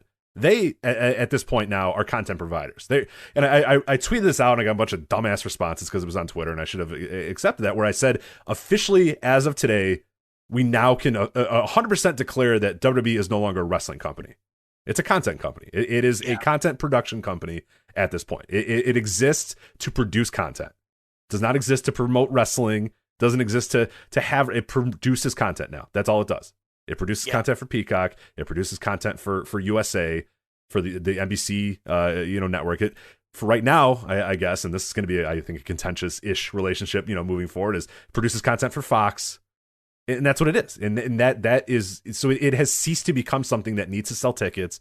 It's ceased to become something that needs to sell pay-per-views. It's ceased to become something that needs to really grow. It ceased to be something that needs to grow. I mean, growth is nice. I'm sure Peacock would like that. But from WWE's perspective, they're providing you with the content they need. All of these pieces of content have negative growth over the last 5 years. And it hasn't mattered. And he sells them all for $1 billion. Well, and we talk about it all the time when we, when the discussions of, the conference calls come on, and Brandon Thurston does an incredible job in WrestleNomics, where Barrios would lead off with the hours of content they produced this quarter. Not the attendance numbers, not the merchandise, not the revenue. No, it was, we produced over 400 hours of content this quarter. It was, yay! Yeah. Like, that's what it is. Is look at us. We're a factory of content now. And yeah, I don't know. I honestly, does that make him a good wrestling promoter? Maybe, but that's not, I don't know if what he's doing is wrestling anymore. And I think, and this isn't like a dumb, he's called it sports entertainment 20. I'm not talking about that bullshit. I'm not talking about everyone what dropped he calls in it. Everyone dropped in to Meltzer splain you, but you were the one saying this because people were like, we already knew that. And you're like, yeah, but it's like, dummy, Rich has been saying it for 5 years. You just picked up on it now. We were saying it before they were making all these deals. Yeah. So, yeah, we had to deal with all that. But again, Twitter's just the worst. It's just absolutely, but besides Reddit, it's the worst. Yeah, it's a nice number 2. But yeah, we are in this weird period where I don't know anymore. I don't know. They're not wrestling anymore, so I don't know if I can call him at this time. But again, like you said, it's, this guy's just signed a bunch. I mean, he's converted whatever this is, whatever WWE is, into $2 billion deals and another, 700 million or whatever the hell the USA deal is. So it's like, fuck. I mean, well, this is how I separate. I guess. I don't know. I really don't know. It feels like I'll give you my theory on it. I think I could still separate. I still think he's an overrated wrestling promoter, but a good businessman. Because if he was a good wrestling promoter, he wouldn't have to make these deals. He could keep his own content. He can make his own money off of his content. Instead of Peacock bailing him out, which granted he made a good deal, but it was a bailout. If he was a good wrestling promoter, he wouldn't have needed Peacock to bail him out because he'd be making money hand over fist with the network instead of still trying to make up the losses from starting up the network. So that's kind of my angle on it. I think the fact that he's an overrated wrestling promoter who's getting worse over time is the reason that he has to go out and make these good business deals. And the fact that his, because listen, you have to give him credit for firing Barrios and Wilson and hiring Khan. It was the right move. You have to give him credit for that. He made an incredibly good and smart decision to throw in the towel on the network a year ago. That was the right call. He saw the lay of the land. He knew deep down they were never going to meet those goals and never make their money back. Okay? And he went out and got the guy he knew could go out and sell his content and get him out from under the network and set him up for the next half decade. That's a good businessman. You can talk about all the Donnie Lalonde fights you want. He got it. Listen. I like how you always name that. And nobody else names Donnie Lalonde. Everybody always says Sugar Ray Leonard. You say Donnie Lalonde. Because Donnie Lalonde is fun to say. I love it. It's just when everybody mentions that boxing fight, they all say Sugar Ray Leonard, not Joe Lanza. Joe Lanza says Donnie Lalonde. Because it sounds like more of a failure. Yes, if it's like he's trying to promote Donnie Lalonde on pay-per-view. Yes. Right. Like Sugar Ray Leonard, people might think, oh, well, he just, who I would have tried that too. No, Donnie Lalonde tried to promote. Okay, so, but seriously, you could bring up all that stuff and you'd be right. But he makes. Look at you can't doubt his track record in wrestling when it comes to making business deals. But that's how I understand. Like, it is hard to parse it out, but I do think you can call him a super overrated wrestling promoter because he did such a lousy job over the last 7 years with his product. That's the reason he had to go out and make a deal to sell his network.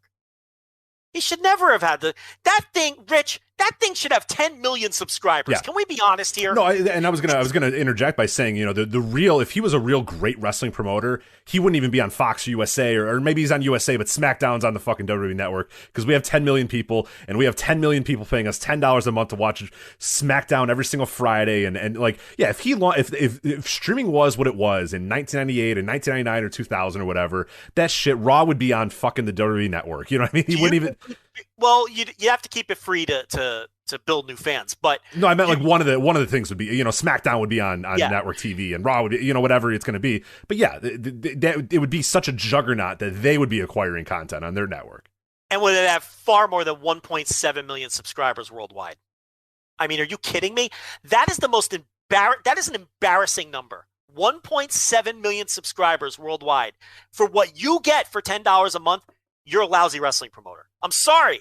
When you have a 40-year head start and all that history and all you can muster up is for all that you get the entire history of pro wrestling in America and all of the pay-per-views and all of the other shows. and you can only get 1.7 million people to pay $10 for that? I'm sorry, this guy's overrated. Yeah. Well, do you remember that when that first number came out, and I remember exactly what it was 667,000 people. And we did that show and we said, oh my God, what a failure this thing is already. Oh, that shit. was the first month that it came out we did give them credit for being forward thinking and jumping into the streaming era before it was really. But I figured, listen, I thought deep down, I'm like, as long as the product is decent, they'll get to that 3 million, and they never even sniffed it. It's unfathomable to me that they've only been able 1.7 million after 7 years. And so many of them like giving away WrestleMania for free every year to try to get people just to sample this thing. Yeah, remember the free month era where they're just like, please sign up, please. Here's a free month. Here's 3 free months. Here's 8 free months. Just sign up, for God's sakes, please. Just sign up. And what'd you say at the top? It ended up devaluing. At the end of the day, it devalued their own product. Yep. It devalued their own product and made it that much harder for everyone else. Remember the JBLs like, yo, Mako, there's idiots paying $50 for these things. Yeah. when people had the audacity to give them $60 for WrestleMania, Mako, these idiots are paying $60. They only have to pay $10. It's just like, and Michael Cole like, I can't believe some of you are still paying us $60. Stop doing that. Pay us $10 instead. They didn't. They were still selling pay-per-views to this day. Yeah, to this day, yeah. I really hope some of the people these mouth-breathing idiots on Reddit and Twitter who got on us, at least give this segment a listen, and I hope they learned something. They think that Vince was like this mustache-curling genius who cut this incredible deal for the network. We're as high as we're ever going to be. Sell. This was his his master. Like, this was a master plan all along, and not getting out from under an utter disaster, which is what it really was. The network, here's what it really comes down to. The network can be a failure, which led to a great business deal, and those two things can be true at the same time. Yeah. And that's what we have here. He made a great deal to get out from under something that just wasn't working and that he acknowledged wasn't working. So that's really the best way to sum it up. I hope we gave a clear picture of what all 3 facets of this are getting out of it. WWE, Peacock, and the consumer, the mindset behind it, the history behind it, because I think there's just so many misconceptions out there. And granted, people don't study this stuff like we do, and we don't even study it as hard as people like Brandon Thurston and Dave Meltzer do, where you really get into the nuts and bolts of it. And, it's just not everything's black and white.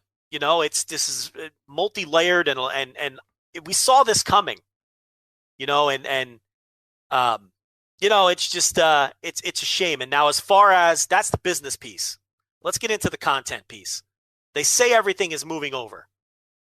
So maybe when we all go to, I don't buy it. Well, maybe when we all go to Peacock, there'll be a WWE Network portal in the same way that, I don't know if you have Disney Plus, Rich, but, on Disney Plus, there's like a Marvel portal. Yeah. Right.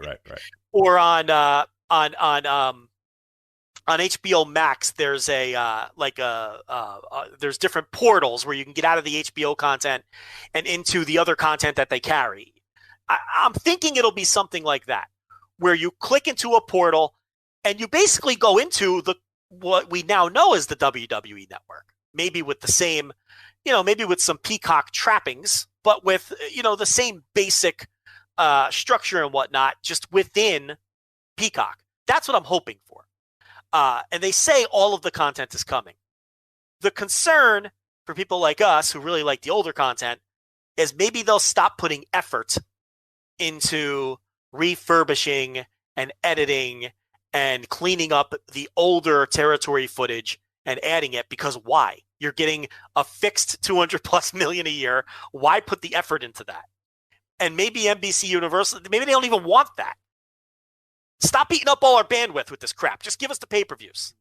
So is that a legitimate fear of yours? And how do you see all that? 100%. Yeah, no, they say right now that all 17,000 hours of WWE network content is going to be there. But like you're saying, when, as presumably, and we have no idea what the structure of this is, WWE Network and apparently the people that work at WWE Network weren't really aware of this either. That was kind of the report as well, is that they kind of got taken aback by the notice of this. Are they still in charge of, like you said, their own little area? And Peacock says, yeah, upload whatever you want, do whatever you want, whatever. Or now does NBC Universal have their own team that they're, kind of handing over the content to, and that team is uploading everything, or that team is getting everything ready? We have no idea what that is. But when the rubber meets the road, I cannot believe that somebody is going to sit there and look at, the March 18th, 1993 episode of Smoky Mountain Wrestling and go, the fuck is that? What? No. And then just, skip it or just delete it and say, no, this is stupid. Why do we don't need this on here? Or, say it's just as easy as a one button and everything that's on the network moves over to this new thing. Okay, fine. We're not getting new episodes of Wrestling Challenge. You know what I mean? We're not getting, Mid-South Wrestling, the 1984 Mid-South Wrestling tapes are not getting uploaded to that thing. I just can't buy. I mean, you can buy it if you want. You can say, oh, yeah, that, because that's going to value add to their, it's not worth the, I mean, this is now, they are in a company, they are on a conglomerate of streaming. I mean, that is no value to Peacock. The executives at Peacock, the general population users of Peacock do not give two shits that an old episode of Mid-South is on the network. You know what I mean? They don't care. They care about WWE pay-per-views. I guess they care about old WWE pay-per-views. They kind of care about old WCW pay-per-views, but we can prove that the WWE Network shows us that they don't care that much about those because they've had access to all those for years and years and years and years. But at least that's like the baseline of what the network is going to be, is, the old. But to the territory stuff, the really old, that, dude, there's no chance in hell that they're going to be doing that. Like you said, there's not only there's a bandwidth issue, there's just, from a value perspective to Peacock, that doesn't mean anything. And WWE Network's not in that business anymore. They don't care. They're going to give you what they're going to give. They're going to give, they'll probably hit the ground running with first run content. I'm sure there'll be all new WWE's The Bump and WWE 24/7 and WWE. I mean, they're good with that, but they're not going to invest time in uploading and scrubbing and cleaning up old, Mid-South or old ECW tapes. Like, why would they do that?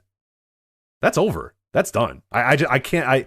You cannot convince me that there's going to be somebody that's going to care or someone that's going to sit down and spend the time to do do that. I can't buy it. I just don't believe it. I don't know. I see what you're saying. I could see it playing out that way for sure. I don't know. I have to see. I have to see how it's integrated. All of those things. Again, if it's just enter this portal and you're basically logging into the old WWE Network, and maybe they're still running the back end, and maybe, but the fact is there's going to be less effort put into it from someone because it's a fixed cost. You're getting a fixed cost now, and that changes everything. It changes the mindset. Or like, I'm saying if it's like, if WWE Network basically hands over everything and then they're done, they cease to exist. The WWE Network ceases to exist and everybody that was involved in the network is fired. And there's just some Peacock guy that gets an email that says, all right, upload these things. I mean, they're not going to tell that guy to, or those people to upload old episodes of Smoky Mountain Wrestling. Like, that's not what's going to happen. They're going to upload this, first run content, first run, because that is what's going to drive that money. And that's what's going to drive, at least with Peacock. I'm positive of this. I mean, maybe I'm wrong, and hopefully I am, and hopefully it is just a portal, and WWE Network still has, control over it, and they still see the value in uploading old content and uploading all that sort of stuff. But I mean, God, there is no value. I hate to say it, but it's me, it's you, it's the real nerds that love this stuff. Yeah, the guys like me and you, like, they'll continue on with stuff like the Alexa Bliss podcast. Yeah. All that crap that I wouldn't watch if you put a gun to my head. I have no interest. I just don't care. Up, down. Yeah, Raw Talk and talking smack and all that shit. We'll definitely. And that show that people swear exists, but I don't. WWE's The Bump. WWE's The Bump. I mean, look. If you're into that stuff, great. I've never watched any of that stuff. I just don't care. Yeah, but that I could sell. That I is not going away. That if anything will be more of that stuff. Because that's a bigger draw than the stuff we want to see. I want the full Smoky Mountain run. That's not a draw. Nobody cares. What they care about is Alexa Bliss's dopey podcast and watching Xavier Woods play video games. I mean, that's a bigger draw. So they will continue on with that stuff. But I fully expect that. Rich is talking about the older content. Maybe the best we can hope for is they just keep all of the older content that currently exists. Another question for you. They're out of their little insulated wrestling bubble now. Mm-hmm. So what happens when some smarmy 32-year-old... Oh, jeez. I'm 33. You're right. Yeah, fuck those 32-year-olds. Let me paint my picture. That's fine. I'm trying to think if you're talking about me. But what happens you when said smarmy 32-year-old, and I'm like, wow, I feel attacked. Yeah. But all right, go on. So what I'm happens 33, so you're not talking about me. So carry on. Yes. What happens when some smarmy 32-year-old blue check mark, media person, ultra woke, they log into their Peacock, and with a smirk on their face, they're going to check out this wrestling content that Peacock has added and write a little story for their, whatever. Vox The Verge. website, blog, or whatever, right? And they think it's going to be all fun and games, and they're just going to make some corny jokes about, Monday Night Raw. And they run into some Joel Gertner ECW promos. Yeah, they run into Trish Stratus on her hands and knees barking like a dog while Vince McMahon screams at her. Yeah, and they run into some, late 90s ECW or WWF Attitude Era crowd signs with slurs. Or they run into what would now be considered problematic promos from baby faces putting down ethnic heels from like 1984. What happens when that smarmy 32-year-old blogger who make all of their money and get off on calling shit out run into that on Peacock, owned by NBC Universal? What happens then, Rich? To me, that's a big story that nobody is talking about. Is you're in the mix now? The same people that are going to watch the George Lopez show and everybody hates Chris and King of Queens can now with 2 clicks find Trish Stratus on her hands and knees in a thong barking like a dog while Vince McMahon screams at her. You know what I mean? Or can in a few clicks after they're done watching, Ray Donovan or whatever the fuck, they click over and there's a ECW crowd yelling, she's a crack whore to, Francine. Yeah. You know what I mean? Like that. You're right. It is. They're in the big times now. They're in. And I think I forget if I tweeted this out or just talked about it with other people, but like immediately right off the bat, day one, they're already the most crude, lewd thing that's on Peacock. No doubt. I mean, it's pro wrestling, for God's sakes. See, wrestling fans understand that wrestling is trashy. Yes. Most wrestling fans do. And most wrestling fans will just roll their eyes at the outdated stuff, the stuff that wouldn't play today because they understand place and time. And there's plenty of modern stuff in wrestling that people who are into into pointing out that we don't need to dig into the past. There's still even not intentionally, even the people that were not intentionally doing anything, or at least what was okay at the time. And that's again, that speaks to something that was going on in the streaming services is a few years ago, and it actually hit Peacock. Is like 30 Rock. I don't know if you remember. Well, there's 2. There's 30 Rock was one where Tina Fey basically said, hey, these episodes all have shit that I really think we should just take off and I don't feel comfortable with anymore and we should get rid of it. And they did. They said, okay, we're going to get... And then the Golden Girls one. The famous Golden Girls thing where, the Golden Girls are in blackface as one of the women, or I think the daughter or whatever, brings over her new black fiance or whatever, and they appear in what, they were doing a mud mask, but it appeared like they were in blackface or whatever. And that was, the joke was, oh, no, we're not, no, don't get it wrong. We were doing mud masks or whatever. But that was the joke. That got taken off. That was scrubbed. Right. Vince McMahon said the N-word on a pay-per-view. Yes. And it's still there. It's not off the network. Like... Yeah, and there's... In 2003, like it wasn't like, 1981 when it was like, I don't know, like that's a little weird. It was in 2000. We were well aware that was probably not okay anymore. So you can find literally probably thousands of examples on the WWE Network. Yeah, I use the most prominent one where he just literally, a white man says the N-word to a black man. But that is the most basic one. But yeah, like you said, you do 3 clicks on the WWE Network, and you're probably going to find something problematic in a few seconds. It won't take long. By today's standards, or by any standards, right? Even in some cases, by any standards. But it's like, when it's the WWE Network, it's only wrestling, and wrestling fans they know it's part of the deal, and we get it. But now you're playing in the mainstream on a major, and that's going to be a huge problem when that inevitably happens. And when somebody finds one thing, they're going to dig deeper for more. And it's, to me, that is a house of cards that nobody is thinking about with all of this. So I think another thing, if you're a hardcore wrestling fan, you may have to deal with is increased censorship of the episodes and the shows and scrubbing of certain stuff. And just, I think you're going to, without a doubt, get more of that. Because if I thought of it, someone getting paid a lot of money had to have thought of that by now. Hopefully.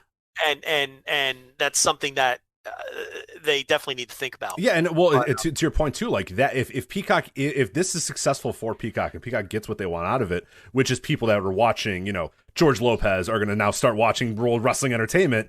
That problem, though, is that you're going to get more eyeballs. And the more eyeballs you get on this wrestling thing, the more opportunities you have for somebody to go, ooh, wait a minute, what? Like, excuse me? This team of Mexicans is going to come out on lawnmowers, and that's their team thing? Is like, they ride lawnmowers to the ring? Again, this is not the 2000s that I'm describing here. That's not, this isn't ancient history that I'm talking about. And that's just that stuff. That's not even, like you said, the mounds and mounds of old stuff that happened, back in the day. Roddy Piper at WrestleMania, with the half black, half white, body paint or whatever. I mean, how about every old territory? Every territory ever. How about every old territory that at one point did an angle where the babyface would win a match and then win the services of the heel valet and make her basically imply that she's a sex slave? Yes. I'm going to win your valet and fuck her for a week. If I win this wrestling match, I get Sunshine or whoever else. They're going to do chores around my house, and I'm going to fuck her senseless for a week, and then I'll give her back to you, Jimmy Garvin. Like, every territory did a version of that story. He did that multiple times. I remember X-Pac did it with Tori, and then Tori decided, I kind of liked fucking X-Pac. I'm going to turn on you, Kane. So that's yes. So it's like, there's a million examples. I mean, we can go on all day. We can do 3-hour show just on that sort of thing. And it's, that's not going to play well with your typical mainstream 32-year-old blogger who only knows a woke world and it's my job to call things out because that's what they pay me to do. This could be someone's full-time job. I mean, let's be honest. Yes. Some blogger, The Verge, could pay somebody full-time to go through all this network and say, okay, this episode had this, and this. That episode had this. I mean, this is a House of Cards, for a lack of a better term, unfortunately, given, whatever the House of Cards. But a House of Cards, really, that, like you said, I hope that somebody is thinking about, but I don't know. I mean, I would hope that there's smart people in the room, but I don't know. Who knows? Yep. It's but you're absolutely right, and it's something that I think, we could definitely do a victory lap here in a few months as people, figure that out and it becomes the thing. But if it doesn't become a thing, again, it's more of a failure because more people, nobody is watching it. Then it's only wrestling fans watching the content. Then and then it's that's true. Still a failure, I guess. I just think there's probably so many people who are completely ignorant. They just think wrestling is a silly thing. Sure. And they have no clue. One of them is going to find out. They're going to intend to do just some silly story where they rag on wrestling and make bad jokes about how fake it is. And oh boy, are they in. If the deeper they dig, oh boy, are they in for a surprise of what they're really going to reveal. But I don't know. That's the Peacock deal. Yeah. I love the network, and I really hope that it doesn't change all that much because it really is an incredible value. And I watch it probably every day. Mm-hmm. If not 5 or 6 days a week. So it's a shame that maybe we shouldn't complain about something that isn't happening yet, but it'll be a real shame if it fundamentally changes and we lose a lot of that history. Yeah, the big issue is, they bought all the history. They have all the history right now, and if it just sits in those archives and doesn't move and doesn't leave, and there's not something else. Because if they, honestly, a thing that I would love if they said, okay, we're moving this to Peacock and all the first run stuff's going to Peacock, and now we're also launching this archive thing or whatever, and you could subscribe to this archive thing if you want. But that's just, that's not worth the money again. It's just not worth the money. There's no real value in doing that to, for you, me, and 1,000 other people that go and watch old shit like this and obsess over this. Like, we don't matter. They don't care about us. We're not the valuable customers that they need, and that's it sucks. Yeah, hopefully we'll see. I hope that like you said, you click a WWE logo on Peacock and it comes up and it's everything that was on the network and they keep uploading stuff and it's just kind of business as usual, but it's on Peacock. That would be awesome. But I don't know. That platform was a failure. So I don't know. I mean, at the end of the day, that was a failure. So I have a hard time believing that they're just going to keep on keeping as they've been doing with the network. So we'll see where it goes. But this is huge news. I mean, people that might think that this is just nothing. I mean, this is transformative. And this brings up before we move on to other topics here, this brings up a very interesting, time in WWE's history where their pay-per-views are on NBC Universal. Their old content is on NBC Universal. Raw is on NBC Universal. NXT is on NBC Universal, a property of NBC Universal. The only thing that's not is Fox and SmackDown, which is a very interesting thing as well. That now Fox has to promote, a competitor's streaming service on their, national television, which I'm sure they're not super happy about. We know already that ESPN isn't happy about this, as they're just basically said, well, we're not going to cover WWE anymore, because they clearly wanted to get that on ESPN Plus. All the stuff, so they didn't take that ESPN Plus money. But this brings up the very interesting point that a lot of people are discussing is, at what point does NBC just say, here's this check, let's just, what are we doing here? Here's this check, we own this company now. Yeah. It's not going to happen during Vince's lifetime. Vince will never, I honestly, I bet my life say that Vince McMahon will never sign that check and say, sure, you have the company now. He will never do that. But I'm not certain that the day he dies, that a day later, Stephanie and Triple A and those guys aren't signing that check and saying, yeah, sure, have it. Well, there's no reason to do it now because they're so profitable because of all these deals. Right. Look, they're bulletproof for the next half decade. That's the point. If the world change, look, 5 years is an eternity. Jesus Christ, who knows what's going to happen in 5 years? Yeah. If enough changes in 5 years to where, like I said, it's survival of the fittest. Everyone overpaid for content. There's only one or two survivors. And then you don't have someone to bail you out anymore. They can, maybe the television rights fees go down. Maybe nobody wants to pay for the WWE Network if Peacock doesn't work out. At that point, then you could say, okay, maybe the play to get out from under all of this now is to just sell the whole fucking company. But there's no reason to do that now. They're more profitable than they've ever been. Yeah, and his job just got a lot easier. If we're being honest, his job just got 1,000 times easier because he doesn't have to stress or worry about selling network subscriptions. He's done with that. Now he can go tell his stories, and it really doesn't matter. I mean, to be honest, it really, at no point, it matters so much less than it did 7 years ago, and it matters so much less than it did 15, 20 years ago. I mean, it is. He's Teflon at this point. It is whatever. The show can just be whatever he wants it to be. And unless Peacock has something that says, oh, we need X amount of growth or whatever. But like I said, I don't think they can even really bake all that much into a contract, because how can you prove that Vince is the reason that, you have subscribed? I think at the end of the day, they just want content. Hey, can you provide us content? Yes, I can. Good. Perfect. How much can you give us? We can give you 15 hours a week of first run content and a bunch of a retro. Okay, cool. That's fine. Whatever. We don't care. Yeah, because now they can't prove who's signing up for Peacock for WWE. Right. There's no way of knowing that now. So, I don't see them selling. I don't see any reason to sell, at least until these deals are up and we see what the lay of the land looks like at that point. But yeah, the product itself can continue to be horrendous and actually be worse. It does not matter, which is why you and I have completely lost interest in breaking down WWE booking. What am I breaking down? Like, what's the point? Why should I put any effort in trying to figure out if this direction is good or bad when none of it affects the bottom line or their business? So why am I wasting my time? So, I come on here and tell you what's entertain, but the problem is nothing in the company's entertaining either. So I can't even attack it from that perspective. It's all just horrendously bad. Mm-hmm. And there's no point in breaking it down. And there's going to be less point. Yeah. And now there's going to be even less point. Yeah, that's right. It really is becoming irrelevant. Yeah, like I said, it's no longer a wrestling company. It just isn't. It's it's a production company that makes pro wrestling. And without fans, it's Vince's dream. Now he's literally just doing a television show with bad acting and his stories that he thinks are great but are running everybody off. It's his dream because he can control it's like having the fake laugh track studio audience on a sitcom is what he has now, because a wrestler comes out and someone in the back presses the babyface or heel button, and then the crowd either goes, hey, or they go, boo. And he is in complete control of it now, which is his dream. Because he lost the ability to control crowds over the last half decade. Because he's such a terrible wrestling promoter with horrible ideas. He lost that. He had that ability for many years. He lost that ability. Now he has it back artificially. So like you're saying, why go back? Give the audience tell the exact story you want to the audience without those pesky fans forcing change or getting in the way. Now he doesn't have to deal with that. He doesn't have to deal with people booing his baby faces or cheering the wrong guy that I don't want to push yet. He doesn't have to deal with any of that.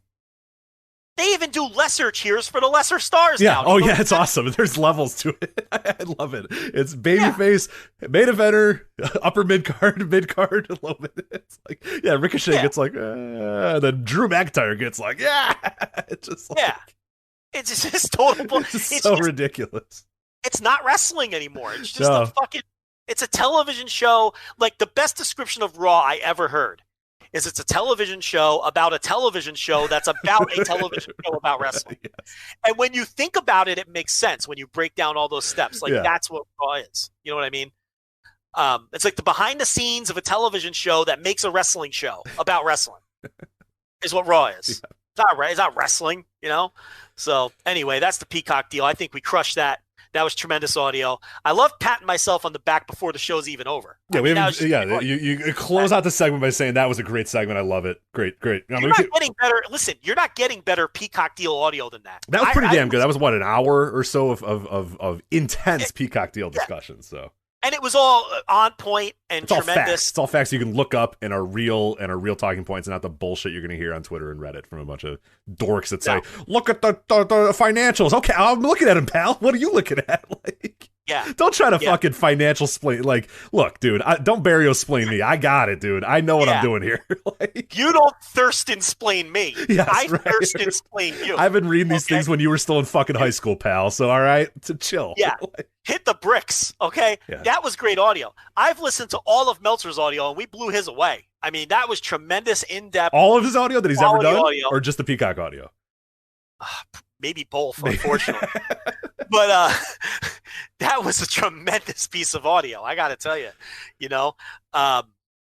Man, we did a great job there. That was really good. Well, let's make some money here. What can we do terrible? What can we do? Yeah, well, we got a lot to do terrible, but we got to make some money here real quick. So I am going to tell you, Joe, that it is the time of year when champions are crowned and legends are born.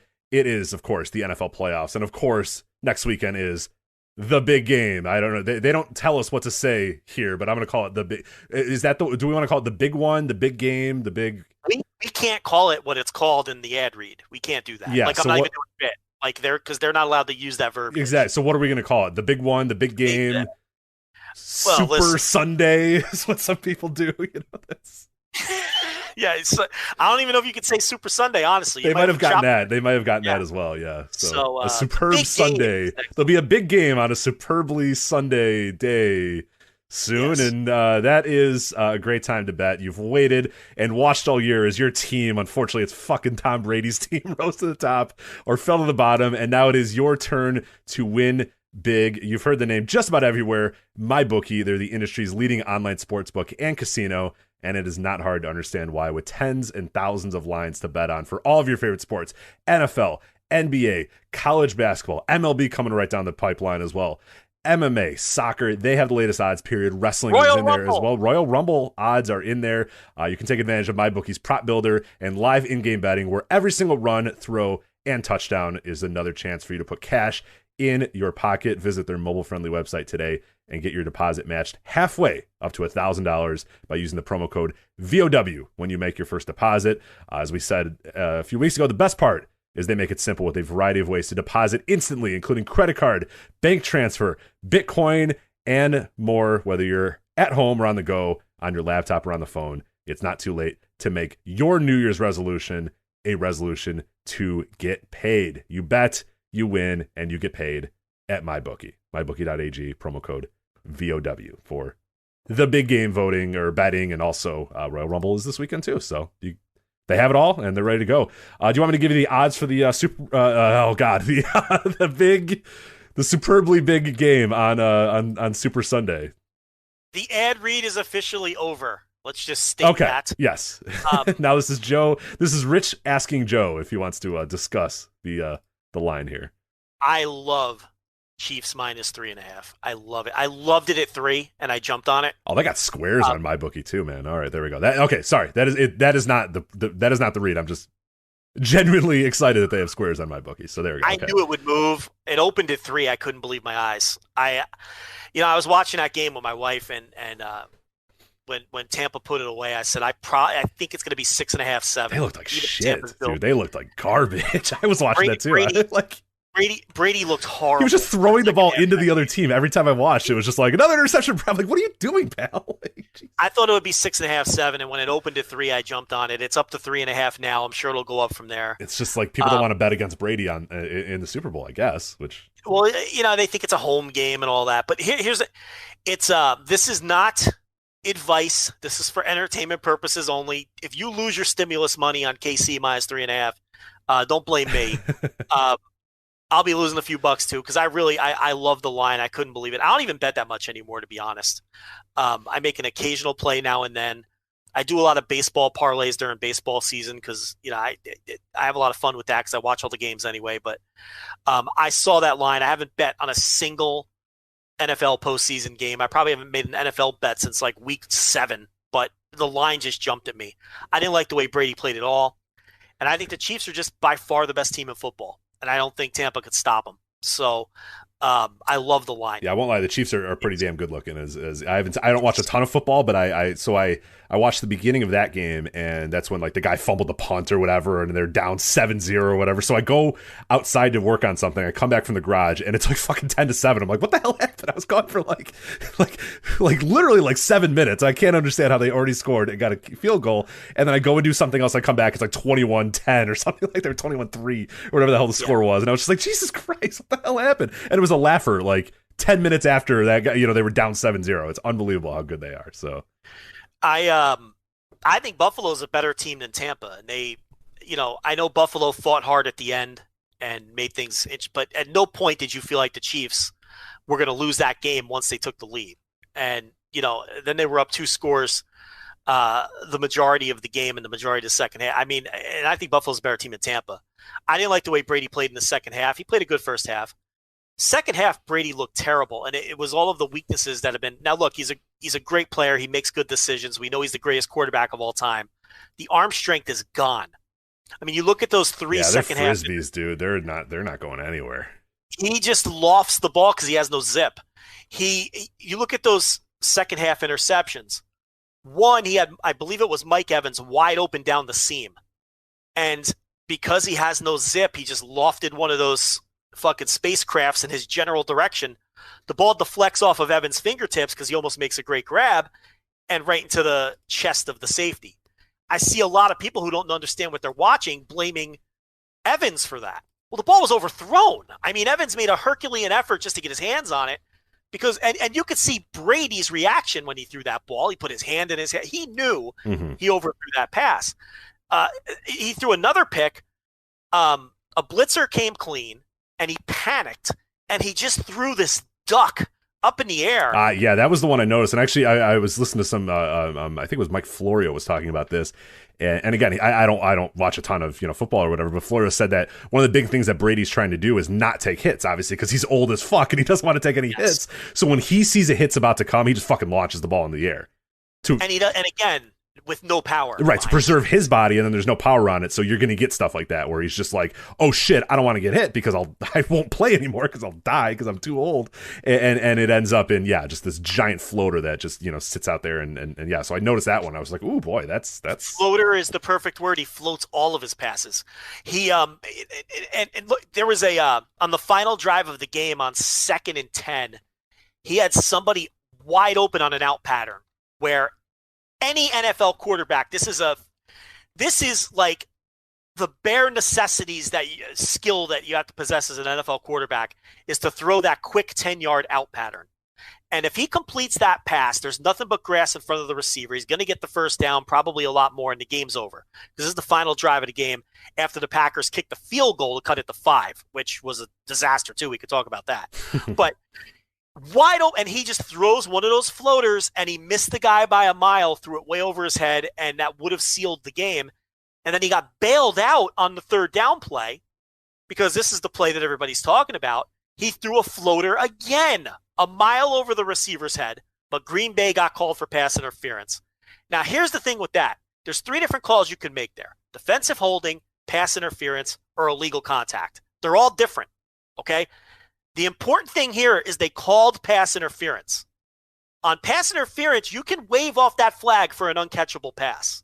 And that's the gripe that Green Bay had. They're like, okay, maybe if you're calling this pass interference, the pass was uncatchable. Right. The guy would have to jump 19 feet in the air to get it, so I don't know if that was going to happen. So Brady threw such a horrible pass that it was clearly uncatchable. But the call, they talked about it. The call stood. Now, there was clearly a penalty there. To me, that was defensive holding because you could see the guy grabbing the jersey. Okay? I wouldn't have had any problem with defensive holding. It wasn't illegal contact. Illegal contact is basically pass interference away from the ball, to simplify it. But it was defensive holding. But they called pass interference. And to me, it shouldn't have been pass interference because the ball was overthrown. But again, another example of a floater that Brady threw in the second half of that game. I don't think he threw nothing but terrible passes in the second half of that game and survived by the skin of his teeth because LaFleur kicked a field goal from 4th and goal from the 7. Now, listen, I understand his thinking. It's before the 2-minute warning. He figures he has 4 timeouts. So you kick the field goal. And what did him kicking that field goal tell you? It told you they had no respect. He didn't think Tom Brady could get a first down. Yeah. He saw the way Tom Brady was playing in the second half. It speaks to your point. Yeah, it speaks to your point that. Listen, if that's vintage Tom Brady, do you think they kick a field goal in that spot? Hell no. He kicked that field goal because he saw the way Brady was playing. Said we got a minute 30. This guy's gonna, we'll stop him on the run. He'll throw 2 incompletions, and we'll get the ball back with a minute. And we're gonna get, and it almost worked out because he did throw 2 incompletions, yeah. but there was a penalty on the third down play. But you've got Aaron Rodgers. It's 4th and goal from the 7, and he kicks the field goal because he had no respect for Tom Brady. He did not think Tom Brady could get a first down. That's where LaFleur gambled. Now, you gotta be critical of Rodgers because if he would have ran on that third down, it's a second down or third down play. It was either second down or third down play where he had green grass in front of him. I don't think he would have scored. But if Rodgers gains 5 or 6 yards on that play and gets it inside the 5, LaFleur's going to go for it on 4th down. I think that would have been the difference for him. I think he would have thought, I'm not kicking a field goal from the 3, but I'm going to kick one from the 7. And that could have changed the entire game. So I think Rodgers did a poor job on that play. And then he threw a terrible incomplete pass into double coverage instead of taking off with the ball. So you got to pin a little bit of it on Rodgers too. So anyway, that's my assessment of the NFC Championship game. I think the Chiefs are a far superior team than the Bucs. I couldn't believe the line was as low as it was. So if you want to go down with Lanza, okay, I got it at 3. But you can get it at 3.5. I think it's still 3.5. Right, as I'm checking right now, as of this recording, it is indeed at 3.5 still. So, yeah, I talked about I don't like the hook. I don't like the hook at 3, 7, 10, or 14. I don't like that. But I got it at 3. So I think Kansas City will win the game handily. I think they'll win it by double digits. Feel free to go down with me, but I feel really good about that line. There you go. So let's. Well, speaking of betting, I'm looking at the Royal Rumble lines right now. We actually have a piece up at voiceswrestling.com before right you now do the Rumble lines. Before you do the Rumble lines, real quick, me breaking down the NFL playoffs the last couple weeks justifies when I write my Sunday ticket off of my taxes. There you go. You can send them to this timestamp. This is now a work expense. Yes, that's right. Expense it. So congratulations to you for doing that. So Men's Rumble, we have a piece up at voiceswrestling.com from Vince Morales, who really kind of digs deep into this stuff. So he's got some great insights into these lines and who looks like favorites. Well, right now on MyBookie at least, he uses Bet Online. There's several other websites as well. For Bet Online, Dan O'Brien is the far and away favorite for the Men's Rumble. MyBookie has Keith Lee, Dan O'Brien, Big E, and Brock Lesnar as their top 4 for the Men's Rumble. Edge, Goldberg, AJ Styles, and Kevin Owens all in the mix there as well. But Keith Lee, Dan O'Brien, Big E, and Brock are your top guys. As far as the Women's Rumble, Bianca Belair, Rhea Ripley, Alexa Bliss, Ronda Rousey are your favorites there. Damn, I was going to do a Rhea Ripley. I was going to put some money on Rhea Ripley. And when I looked a few days ago, she was way high. And I was like, you know what? Because I think she's coming up to the main roster. Maybe this is a good opportunity. She's getting pretty high there. So I don't know. We'll see about that. But it's still some decent value at 370. So that leads us. Go ahead. I would love Bianca Belair to win it. I don't understand why she's the favorite, though. I mean, maybe I just don't see it. I would love for it to happen. I've been on the Bianca Belair train since the minute she debuted in NXT. She's tremendous, yeah. But I mean, I don't understand that. And you gave the men's odds. I think Kevin Owens is a good value. I don't think he'll win, but in gambling, it's all about value. And I'd rather put a couple bucks on Kevin Owens at plus 1,000 than Keith Lee at 250. You know what I mean? I just think it's a better value play. Daniel Bryan too at 260. I mean, I think Bryan could win, but I don't see a ton of value there. The good thing about betting on the Rumble is it's very similar to betting on golf. You're going to be on the plus side. There's never anybody who's on the minus side of the money. Right. No matter who you could pick the chalk pick and you're probably still going to do okay. You're going to be on the plus side of the money. Right, yeah. Right. So that's the one advantage in any betting that involves a giant field. Right. So that's why I have a friend who does very well betting the golf because he'll spread his money around. He'll do his research and all that and figure out who plays well on certain courses and what, whose game the course is indicative is better for, and things like long drivers or tricky greens or whatever. He'll do his research, but you could spread your money around because you're going to be on the plus side of the money no matter who no matter who wins. So there's a lot of people who really clean up on golf. I have a friend who's very good at it. And the Rumble's very similar in that everybody's on the plus side of the money. So you could actually bet on a couple different people. And if one of them come in, you can still end up on the, what I would do is take a couple of the favorites and then throw a couple bucks on someone like Owens at plus 1,000. Right. Because then if he comes in, it's going to cover your losses on the other two. Yeah, the women's side, there's a lot of real fun plays there. I might dive into the women's side a little bit there. Like I said, I think Ripley's a good bet there. I think Alexa is a very good bet given how they're pushing her. But then there's some real oddball ones there, like Lana at plus 1,500. Like, you know what I mean? Like, they could do that. I would not put it past them that Lacey Evans or Lana, wins this thing or whatever. So there's a lot of money that could be had there in that women's Royal Rumble. But let's talk about the Royal Rumble here very quickly because, well, they only have 5 matches announced as of today. We're recording this obviously before SmackDown. You got the men's Royal Rumble match, which, by the way, Joe, it is a Royal Rumble match, and I'm not sure if you know the rules, but you need to be thrown over the top rope, not the bottom rope, not the middle rope, over the top rope, and both feet have to hit the floor. So in a hypothetical where I throw you over the top rope, but one of your feet hit the floor, Joe, are you eliminated? I need this explained again. Okay, I'm sorry. I got you to the question portion too quickly. Okay. Rich, I've only been watching Royal Rumbles for 30 plus years. Yeah. I need Michael Cole to explain this in excruciating detail. It's a very hard concept to get, so I totally understand it. So in that hypothetical that I gave to you, where a man, so you and I are in the Royal Rumble, and I throw you by some mean, whatever, clothesline, I throw you over the top rope. But say one of your feet hits the floor, and then you get back up.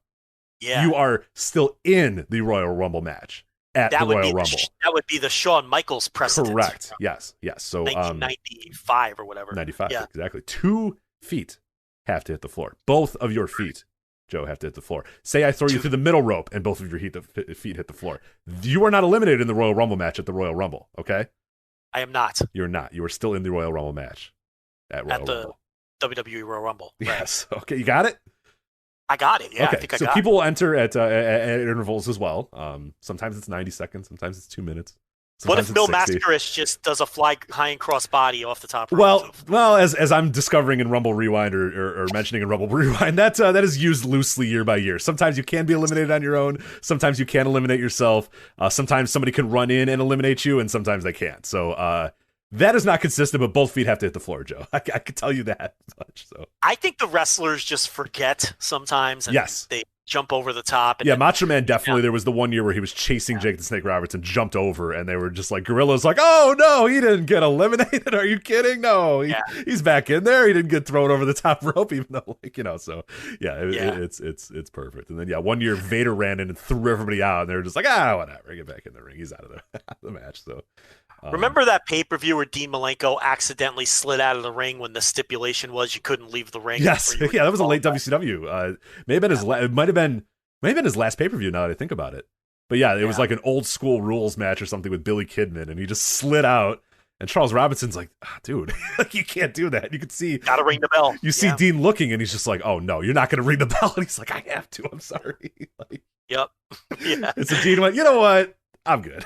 I'll see you guys on the other side. So, was he the heel at least? I hope he was the heel at that time. Who knows though, right? I don't know. It was. I think it wasn't. It was late Russo, early, you know, because I think it's right when the Russo power shift happened for the first time. Was he in the Revolution at that? I think he was the heel. I think he was in the Revolution at that time. So, and at least it's plausible that it ended in 2 minutes. Yeah. I'm pretty sure he was the heel, but I don't actually recall. But anyway, all right. Men's Royal Rumble match, 30-man for the World Championship at WrestleMania 37, WrestleMania Pirate Ship. Daniel Bryan, Bobby Lashley, AJ Styles, Randy Orton, Otis, The Miz, Jey Uso, Cesaro, Jeff Hardy, Sami Zayn, Dolph Ziggler, Shinsuke Nakamura, Big E, John Morrison, Sheamus, Mustafa Ali, and Edge. I have no feel for this. No idea. I think Edge is probably a good play. What about, you can't rule out the Fiend, man. I don't know what they're doing with the Fiend, but God. How about this for value? How about the Miz at plus 3,300? That's not bad. It's not impossible, right? I mean, it's the Miz. He could win it and then lose it at, Fastlane or whatever. Yeah, for sure. Yeah, so I don't know. They don't even put Cesaro on these things. He doesn't even. You can't even. He's not on the pets, is he at all? No. Hulk Hogan is, but Cesaro is not. Yeah, Vince McMahon is on there, but Cesaro's. I don't know. I have no feel for this whatsoever. No, what do you think? I really don't know. Who cares? Who knows? And it doesn't matter. No, so whatever. The Fiend will burn everybody alive or something like that. Dude, that is unfortunately, WWE has gotten to the point now where so I'm in multiple Royal Rumble betting pools, and the question has been asked multiple times: what happens if the Fiend does X? And then people bring up a very odd Fiend scenario that's not implausible. You know what I mean? Like, what if the Fiend enters the Women's Royal Rumble as Alexa Bliss? And I'm like, all right. I mean, that's not implausible. Like, that could happen. Or what if the Fiend is number 30 and then the ring just engulfs in flames and everybody dies? And I'm like, well, I mean, again, that's not an unrealistic question to ask. So you win the pool and you get to take home the leftover pizza. Yes. That's what happens. Yeah, and you never come over and watch wrestling again. So wear your mask, please. Yes. But it's I mean, if you saw the end of Raw, I mean, that's the story now. Alexa Bliss is the Fiend. Yes. Like, what are we doing? Like, it's supposed to be a wrestling podcast. Like, did you ever think you'd be breaking down wrestling this bad and just no. I mean, we hand waved Lucha Underground for this shit. Mm-hmm. Yeah, she is the Fiend. Like, the idea is he is now has possessed her body. The Fiend is dead, but his soul has possessed Alexa Bliss, who he also wants to fuck. Yes, who's a girl, a child for some reason. So yes, who is also now a child. Yes, correct. The lights went off briefly. They came on, and she was on a rocking horse. Then the lights went off and her old music played, and she was the old Alexa Bliss in tears, knowing that she is now possessed. Who enjoys this? Yeah, who is? Well, I know who, but yeah, no one. Well, the Reddit mutants. Some of the Reddit mutants, which is the lore. It has a lot of lore. It does have lore. It definitely does have the lore. Fiend's lore. Is it canon, Joe? Is it? People who enjoy the lore of the Fiend try to thirst-and-splain us on the Peacock deal. Yes. Think about that. That's terrifying. And we waste our time arguing with them. So, I don't know. I have no feel for this at all. Zero feel. You're right. The Fiend could win either one of them. Both of them. I don't know. Because Randy Orton in his Destroyer mask is in the men's one. Mm-hmm. So they're giving away the number 30s. So now I guess 29 is the number of disappointment. Because how often does 30 deliver? I mean, never. Very rare, right? Yeah. Cena, right? Cena's about the only one. Otherwise, it's and classic like Gorilla Monsoon have to, know it all. Back in the day, it'd be like, Bobby Heenan would be like, well, who's coming out next? I can't wait to see it. He's like, well, it's Warlord. We know it's Warlord. It's like, all right, Gorilla, like, let's just let it, like, we got 20 seconds left to go. Let's just let him come out and say, oh, it's the Warlord. But he'd be like, there's nobody left. Who else would it be, Bobby? And he's like, all right, fine. I was trying to get some sort of intrigue going here, but you're right. It's the Warlord. Then the buzzer goes off and it's the Warlord. And Gorilla goes, see, it's the Warlord. Yeah.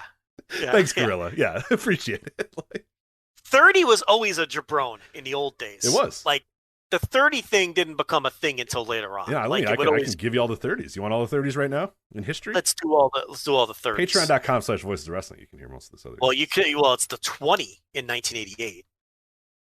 And True, in some years, it's the 40. Well, the one, I think it was, right? Yeah. Well, I'm going to only give you the 30s because that's going to be too hard to give you all the others. So that's 88. It's going to be hard. Oh, fuck it. All right, you want 88? You get fucking 88. Here you go. All right, here, fucking 88. One man gang. The 20, I believe it was, right? Was it one man? It was Jim Duggan. Jim Duggan was your. Oh no! Sorry. It was not Jim Duggan. He won the Junkyard Dog was your number 20.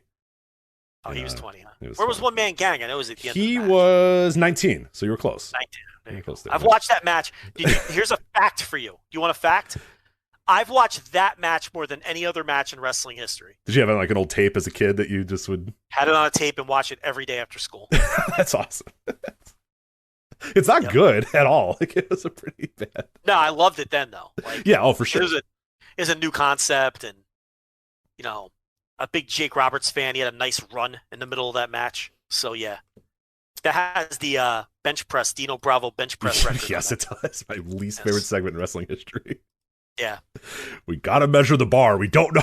We don't know if that's exactly the weight yet. Okay, Jesse, we get. All right, Ted DiBiase in number. Well, that's not. But he bought that one. Remember, he bought that one with cash. 1989, which is a fantastic angle as well. Where Ted DiBiase buys the number 30. 1990, Mr. Perfect.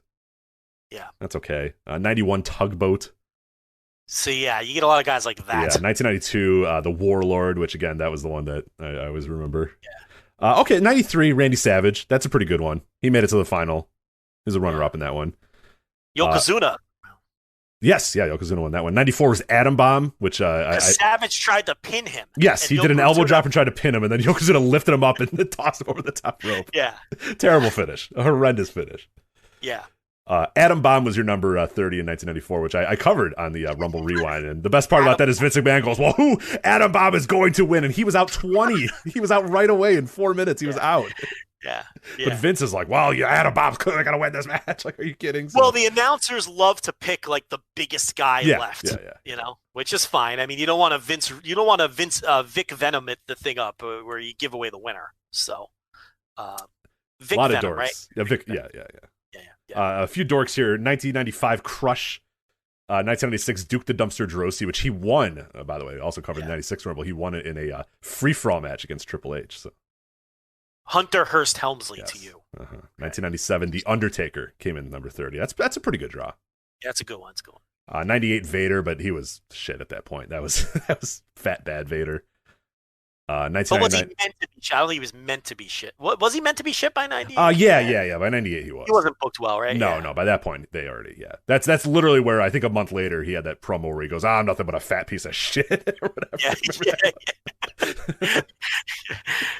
He's coming out of the ring and they're like, oh, Vader, what do you think about the loss? He goes, who cares? I'm nothing but a fat piece of shit. Yeah. I'm gonna go waltz over to All Japan. They like me there, so and they did. 1999 China, she won this in the Corporate Rumble. I remember. So yeah. X-Pac was your 2030. So 99's a terrible Rumble. That is the far and away. I always say that every Royal Rumble is like okay. The baseline of a Royal Rumble is okay. Yeah. 1999 is utter shit. That is a fucking deplorable Royal Rumble. The two guys are outside of the ring for an hour plus. It's just a parade of dorks. It's so bad. It's so bad. Overbooked mess. Yeah. Parade of dorks in black gear. Yeah, it's just Viscera gets abducted midway through the match. Kane gets abducted by orderlies and sent to a lake. It's so ridiculous. An ambulance arrives because Stone Cold Steve Austin got laid out and then taken to a local medical facility and then returned from the local medical facility in the time span of a Royal Rumble. It's so fucking terrible. People pine for the attitude. Yeah, it's garbage. It's so bad. So bad. All right. Well, I'm gonna quickly go through these because this is gonna take forever. 2001, Rikishi. 2002, Booker T. Now you start getting it. All right. By 2002, 2003, they realized the importance of number 30 because 2003 is The Undertaker. 2004 is Goldberg. 2005 is Ric Flair. This is big difference than Crush and Duke the Dumpster Drosy. You know what I mean? 2007, Undertaker. 2008, the big one, John Cena. 2009, Big Show. 2010, Batista. Yeah, we're in rarefied area here. 2011 is I gotta get a 40 here for that one. Who that was? That was Kane. So again, a decent one there. Big Show in 2012. The Ryback in 2013. 2014. That episode coming this weekend of the Rumble Rewind. Rey Mysterio Jr. That's a famous number 30. Maybe the most famous of the number 30s is the crowd is yes. They're saving Daniel Bryan for number 30. We can't wait. Yeah. Mm-hmm. 5, 4, 3, 2, 1. Booyaka, booyaka. Just like, how do you get people to boo Rey Mysterio? That's how you do that. Oh my God, what a great match! I can't wait to review that one again. 2015, Dolph Ziggler. 16, Triple H, who ended up winning the Rumble as well. Oh God, I forgot he won one that recently. Yeah. Yeah. He had that great match with Roman Reigns at WrestleMania. How could you forget? You know why? Because he had never won one, right? No. Yeah, he never did. So he had to get that on his resume. 2017, Roman. 2018, Dolph. 2019, Nia Jax, remember? In the men's Rumble. And then, then last year was Seth Rollins. So there you go. That's much more interesting than the rest of this Royal Rumble. The women's Royal Rumble match, Joe, same rules. Over the top rope, both feet have to hit the floor in the Royal Rumble match. Nia Jax, Charlotte, Bianca Belair, Bayley, Mandy Rose, Dana, Peyton Royce, Alexa Bliss, Shayna Baszler, Liv Morgan, Ruby Riott, and Tamina. Yes, Tamina Snuka is there. Don't worry. So we got 12 of 30 announced right now. So get excited. Get into it. Mystery Vortex Royal Rumble. Yeah, will it be Tori Wilson? We'll find out. Probably. Will Kelly come again? Yeah, probably. Yeah. So I guess some NXT people will probably be there as well. So enjoy. Aaliyah. Would you think they would trust Aaliyah in a Royal Rumble? Ugh. She's been at the Performance Center since I looked at her first match in the Performance Center. It was 2015, like early 2015. She's awful. Maybe it's time to find a new career, you know? Yeah. Find something else to do. She could be a manager maybe, but Yeah.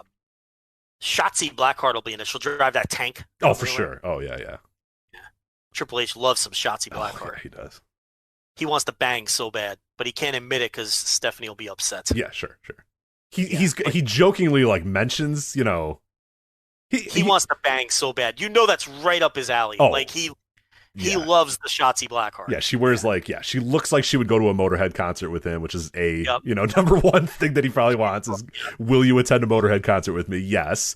The lipstick, the hair, just the whole package is right up. Stephanie will go to the Motorhead concert, but be the obvious poser in the crowd. Right.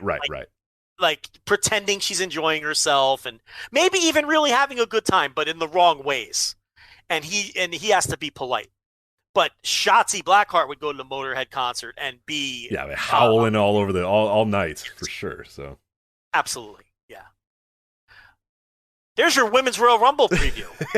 Yeah, Jesus Christ. Triple H wants to bang Shotzi Blackheart. Yeah, I mean, as far as that match, dude, you're like, Bianca Belair is good. Rhea Ripley is one that I think is because she's obviously been taken off of NXT, and I think the next step for her is main roster. Alexa, because she is the Fiend, is obviously a great pick.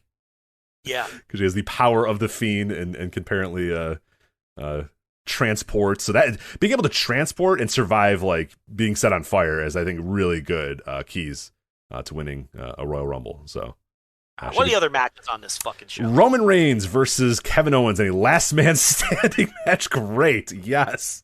I can't wait for slow Roman Reigns to have a match where people slowly count numbers. God, I can't wait for Reigns is a heavy favorite, but I mean, 3. He can't keep beating everybody, right? I mean, yes, he can. He's beating Kevin Owens, right? Yeah. 4. As Roman goes, "You're not gonna get up. Just acknowledge me, Kevin." 6. God. Acknowledge me. I'm the head of the table. 7. I'm putting food on the table. Putting food on the table. 8. Yeah. God. The Uso will get involved. 9. Oh no, he's up. Perfectly legal, Cole, when the Uso gets involved. Yeah, right. Kevin Owens knew when he was coming into this match. This is a last man standing match. All perfectly legal, Cole. Nothing the referee can do about it. It's perfectly legal, Cole. Yeah. As the Uso interferes. Yes. God, why are they doing a last man standing match? Anyway, Drew McIntyre versus Goldberg for the WWE Championship. This one, I got my eye on. They're all in on Goldberg, but boy, or they're all in on Drew, but man. Drew seems like a nice guy, but fuck Drew. I'm rooting for Goldberg. There it is. Chaos. Yeah, I'm down. I enjoy Goldberg and his simplicity. He's in, he's out. You know, him beating the Fiend, that was just tremendous stuff. Yeah, oh yeah. It riled up all the belt mutants. So from that perspective, it was great too. That's Fiend lore that they leave out. They don't. Oh, the part where he got just destroyed by a 50-year-old man with a gray beard. He can teleport and murder people, but God, he's no match for the jackhammer though.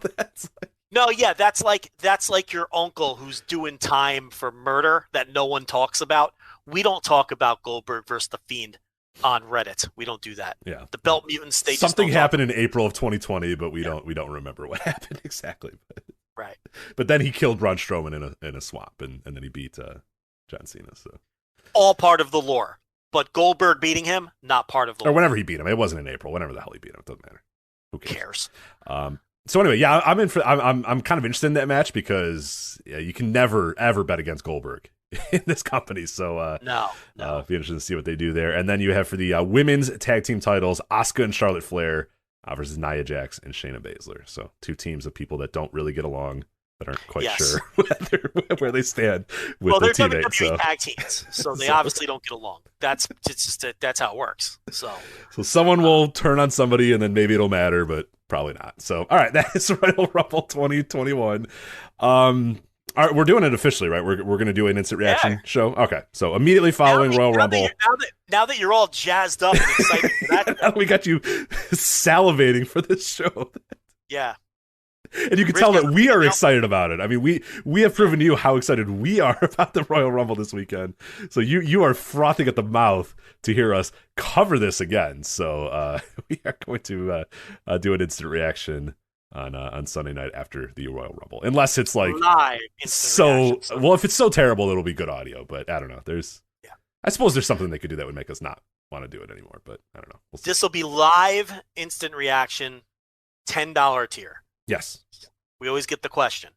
If it's live, $10 tier. Everything else, $5 tier. There you go. So, yeah. All right.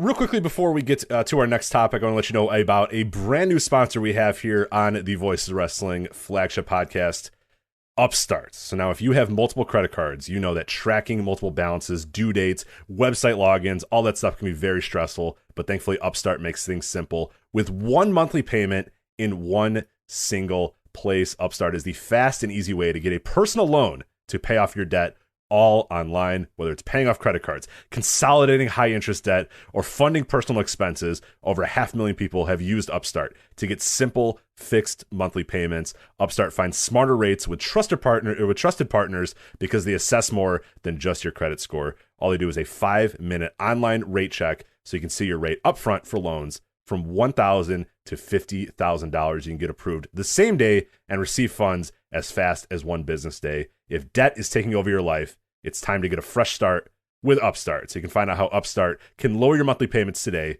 Go to upstart.com/VOW. Again, that's upstart.com/VOW. Don't forget to use that URL if you're going to go to Upstart, upstart.com/VOW. VOW. Loan amounts will be determined based on your credit, income, and certain other information provided in your loan application. Once again, that's upstart.com/VOW.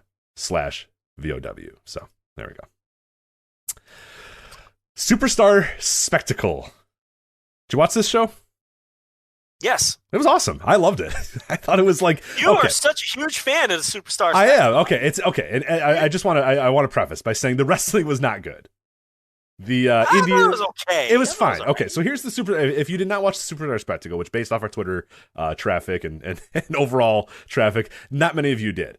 What I will say is it was the thing about the Superstar Spectacle is of course that it's WWE's Indian-based thing. They did it during Republic Day. They're trying to really hit that Indian market or whatever, and that's what it is. It's a show with Indian fans in the Thunderdome. It's geared towards Indian fans. It features Indian wrestlers in the Performance Center and all that sort of stuff.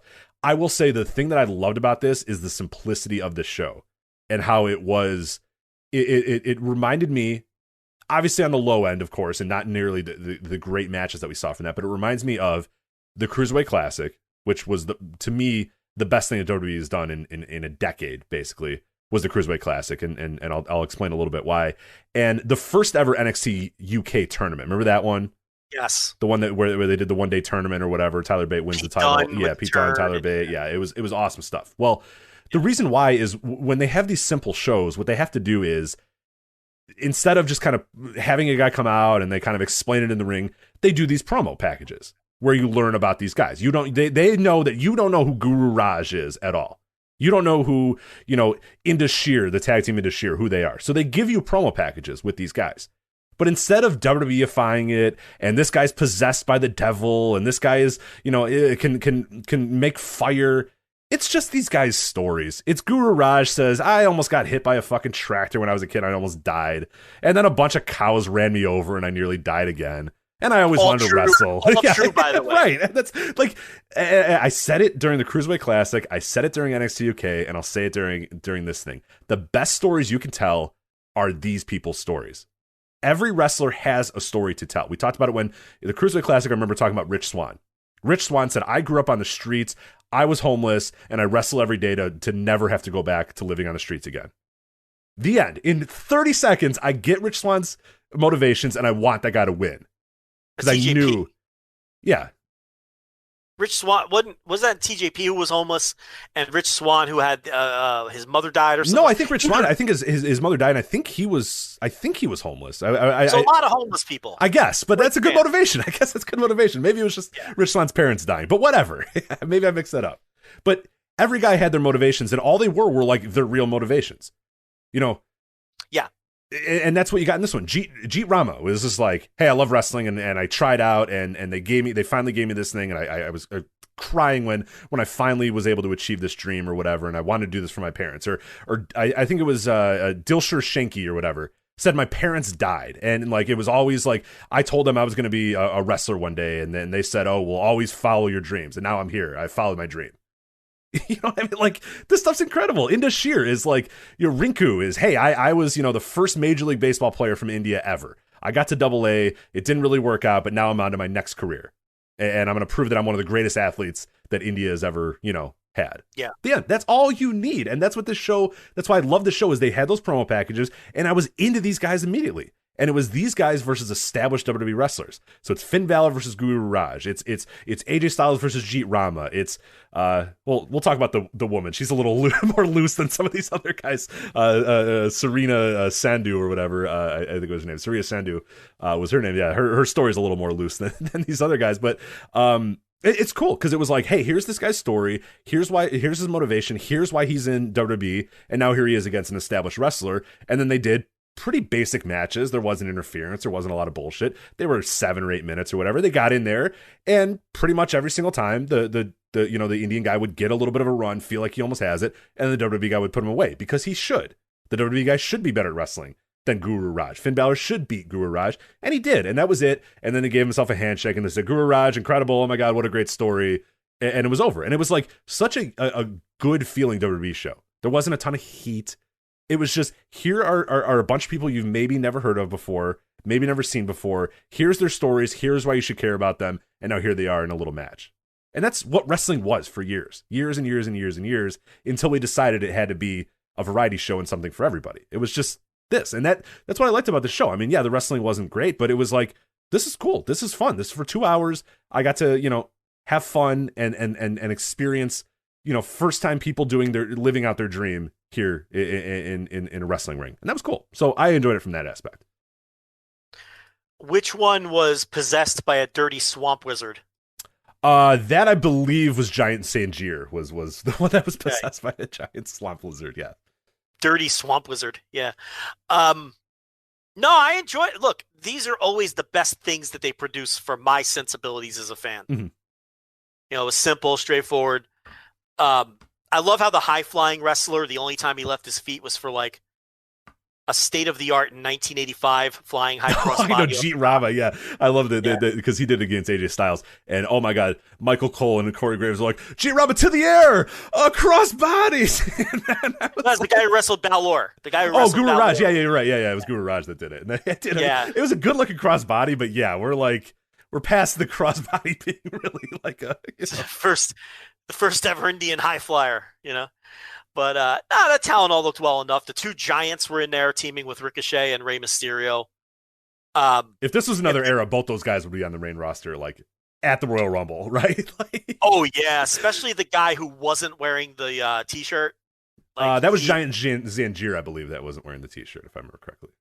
Yeah, I mean, and you notice they put like the best wrestlers on the roster in there with these guys. It was Cesaro and AJ Styles and Finn Balor and Rey Mysterio and Ricochet. Like, they really made sure that these guys were comfortable and in there with some of the best wrestlers in the company. Yeah. So that was clearly by design. It was fun. It was light. It was enjoyable. Personality packages rule. Yeah, sorry, not to interrupt, but Sanjir was the guy with like the who was with the no shirt and the beard, and yeah, that dude would be in the Royal Rumble, and there'd be 8 guys trying to eliminate him. If this is another era, Vince would see that, and that dude would be in the Royal Rumble, and 9 people would be trying to eliminate him, while Michael Cole screams, "How are they going to eliminate this giant Sanjir?" Yeah, for sure. And it would rule, by the way. It's just the rule of thumb is the further Vince McMahon is removed from something, the better it is. Because he sucks. Because Vince sucks. I just want to stress that again. Vince sucks. But yeah, the further he's removed, the better something is when it comes to this company. He gets involved. It's all, terrible storytelling, which hasn't been good in many, many years in that environment. Mm-hmm. I liked one cool thing about this, the intro package they did as well, where they went back to, when WWF went to India back in like 1997 or whatever. And it was kind of like, it was really cool. Like I felt like really, really into it. That helped. I mean, that was a tremendous video when they have, Bret Hart there in front of India and all these, kids are chanting Bret Hart, Bret Hart, Bret Hart. And like, it's just super cool. And they go back to it. And of course they found footage of Triple H in India. Cause of course they'd find whatever footage they could find of Triple H in India. But then like, yeah, you see just like how all these fans really liking WWE, and then the Great Khali and how important he was, and then yeah, it goes into this show then when you see these people's stories and why they wanted to become wrestlers, and maybe they didn't always want to become wrestlers, but they became wrestlers down the line, or they kind of worked their way into this, or some of these guys are in Bollywood and they found a way to get into wrestling that way. It's just like, it was super cool because yeah, like you said, if Vince doesn't have his hands on it, like he didn't have for the Cruiserweight Classic, he didn't have for NXT UK, he didn't have for the early days of NXT, a lot of the stuff is just super relatable. Because how do you not get into these guys' stories? I mean, how do you not get into Jeet Rama's story? How do you not get into Industry? I mean, it's cool. Like, you immediately buy in because they're real human beings with real emotions and real motivations. So, yeah, I loved it. Yeah. I think Sanjay Dutt has a hand in it. Yeah. Which is good. So... I will say one thing, though. WWE Performance Center, if this is kind of the, result of that thing, Performance Center fucking stinks, because these guys, I mean, they were not very good. I mean, I'll be honest, like that, there wasn't one guy that I was like, maybe the Indus-Shear, because those guys are way ahead of, they're actual real athletes as well, and they've been on NXT and all that sort of stuff. They're the only people that I saw that really felt like they had any sort of chance. Guru Raj, I mean, nice story, but I don't think Guru Raj has ever. That match was just very simple. Yeah.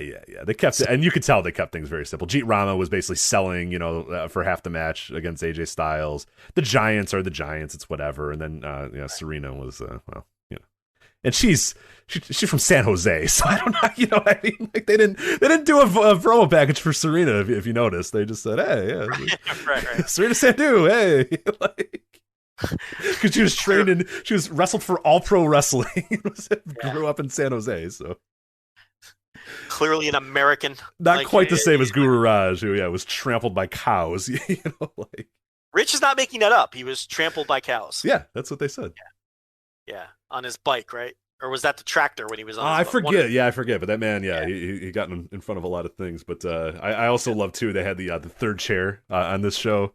It was Michael Cole, Corey Graves, and then the third guy. I forget his name, but he's the WWE Hindu announcer, and it reminded me of Major League. You know, the movie Major League with Bob Uecker, where he's got this guy next to him, and this guy never talks during the entire movie. And I remember at one point, Bob Uecker's character goes like, "Have anything to add?" And he goes, "Not really." And he goes, "Not the best color man in the business for nothing."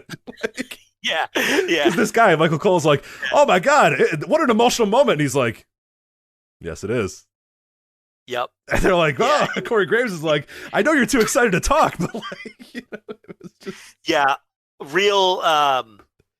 Who was it? New Japan, Yoshitatsu, real Yoshitatsu. Yeah, where he just was like very nervous. These guys are bouncing everything off of each other, and then occasionally they're like, "So what? Great story, right?" And he's like, "Yeah." Like, okay. At one point, Cole goes. At one point after the Giants wrestled, Cole goes, "Some very tall people in India," and the guy goes, "Well, I'm 6'2".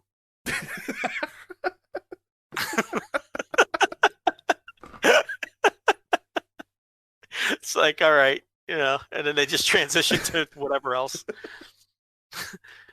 So, he didn't have much to say. Look, probably his second language and all that. Oh, yeah, I'm sure. And he's like, those guys, you're in there with two pros that are just talk. You know what I mean? Especially WWE style where they're just talking.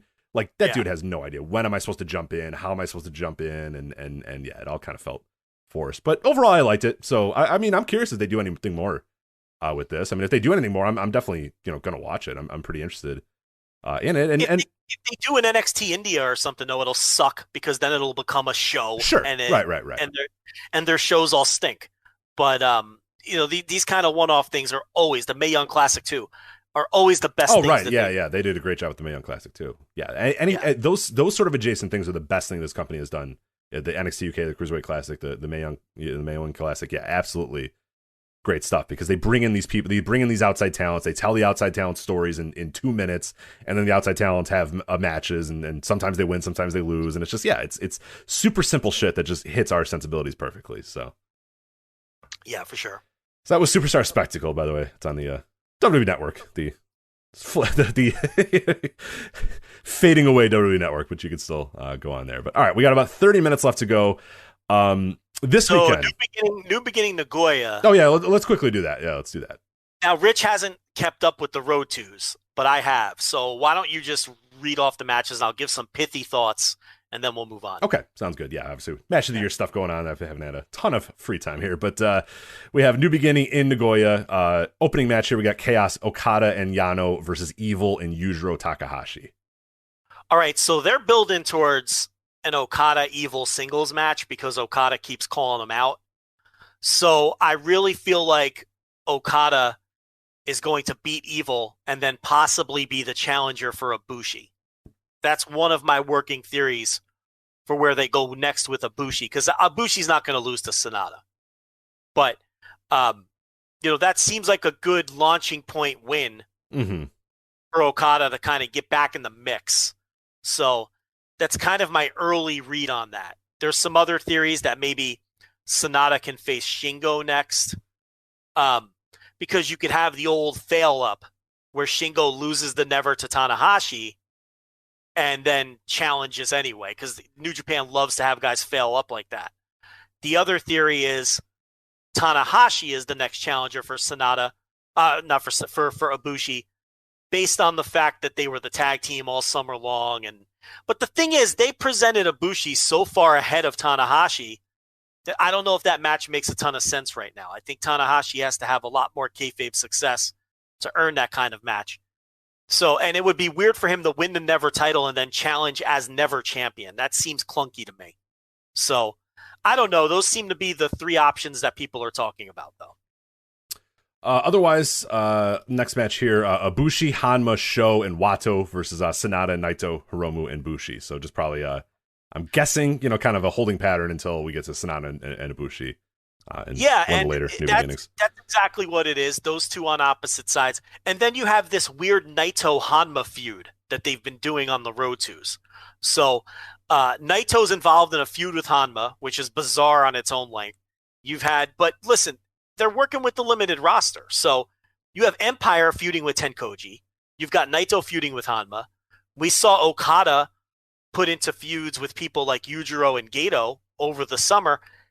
The bookers, they've been forced to be creative and do different things with different people that they never would have done under normal circumstances. So is Naito Hanma the most thrilling of feuds? It isn't.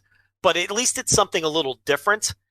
And this is kind of giving people like Hanma and Tenzan and Yujiro kind of like new life. Otherwise, these would just be tag team filler guys. Yeah, it's kind of cool. Like, it sucks that these are the circumstances that it happens, but I can't lie that I'm a little excited about Tenzan, Hanma and Kojima getting big spots that they would have never gotten before, and potentially, I mean, Yuji Nagata last year, we got him making a little run in the New Japan Cup that would not have happened again. So there's been benefit. I mean, obviously, it absolutely sucks. These are the circumstances, but there's been some stuff that I've really liked, and hopefully, this we would have never gotten this Kojima and Tenzan thing ever. They would have just faded into the distance in a bunch of multi-man tags like Nakanishi did, and after 5 years, they would just mercifully put them out of their misery, and Tenzan would have to retire, be forced to retire. We're getting a singles match with Hiroyoshi Tenzan. I mean, in 2021, that's awesome.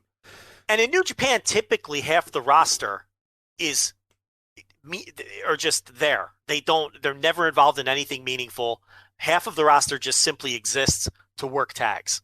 And now it's all hands on deck. Everybody has to contribute. Everybody is involved in something at some point because of the limited roster. So, yeah. We have Hiroshi Tenzan, as we mentioned, against the Great Okan. Loser must retire their Mongolian chop. These are big stakes, huge stakes.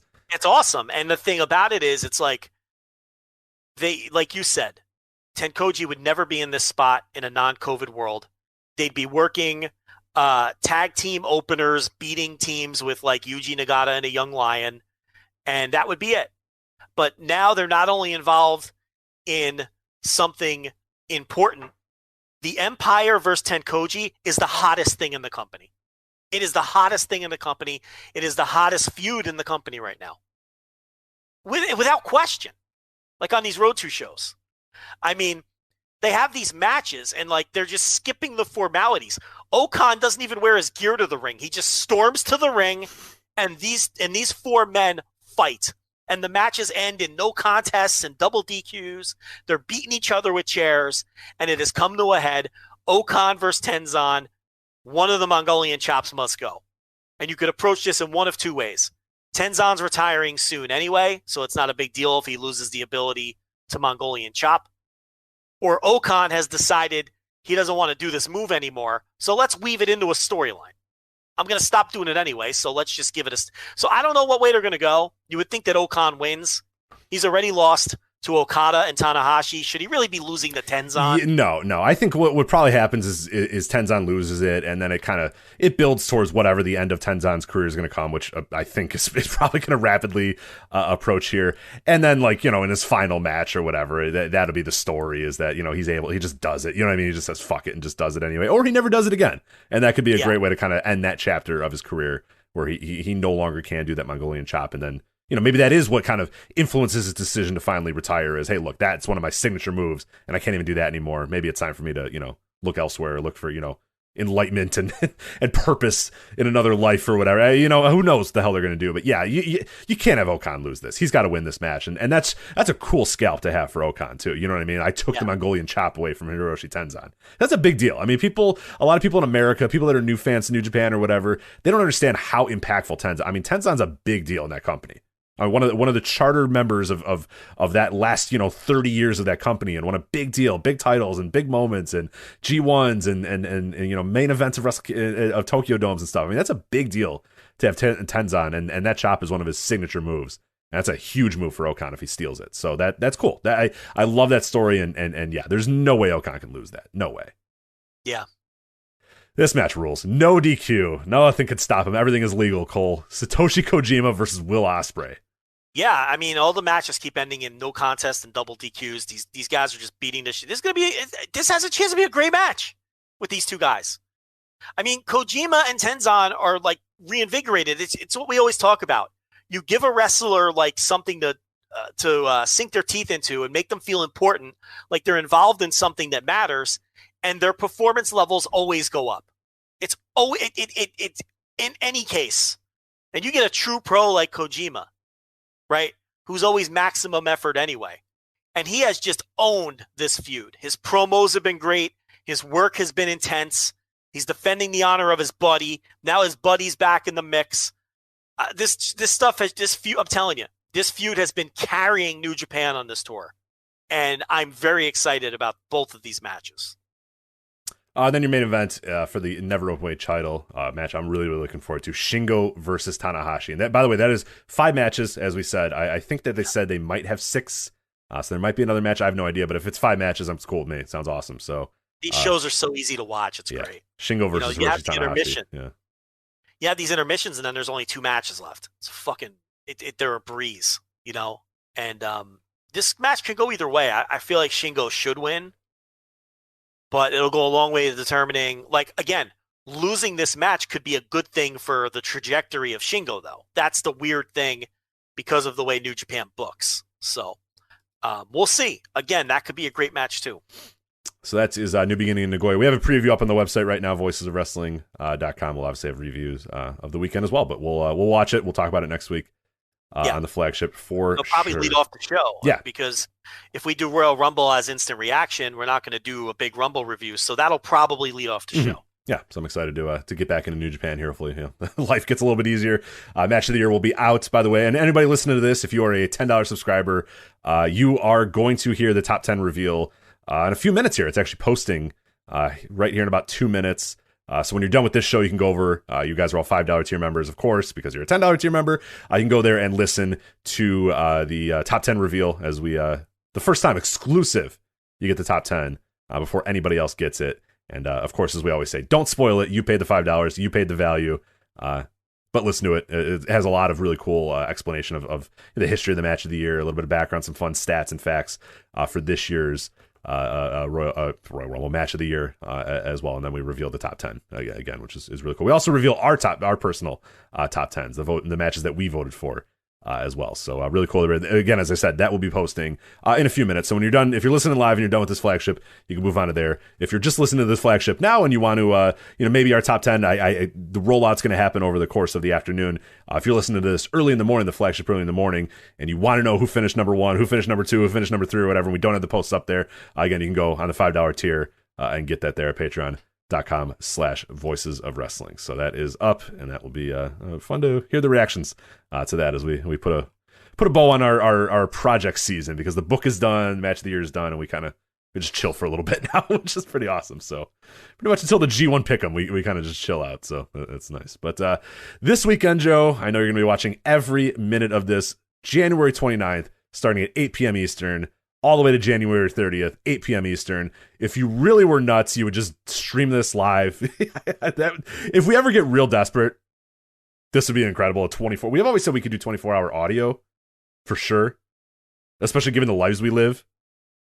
Like, you and I could both. Like, I could do it in the morning until 3 o'clock, and then you get up from your whatever, and then you take over. I take a little nap. I take over again at 10 p.m. or whatever. Then then you come in at 1 a.m. to finish us out. Like, we could easily do 24 hours of audio if we ever needed to. But GCW is going to do this. Fight Forever, 24 hours live pro wrestling, streaming live and free on the GCW YouTube page, as well as Fight TV. Not on Independent Wrestling TV, which I guess, I don't know, is that worth discussing at all? The issue with Independent Wrestling TV and GCW? No, I don't know much about it. I don't know the full story either. So yeah, they're very tight-lipped. Nobody will talk. So we tried. By the way, we tried. We DM'd numerous people saying, "Hey, can you give us anything on this?" And stonewalled by everybody. So Yeah. So this is on Fight. How much are they charging for all 24 hours of this? Free.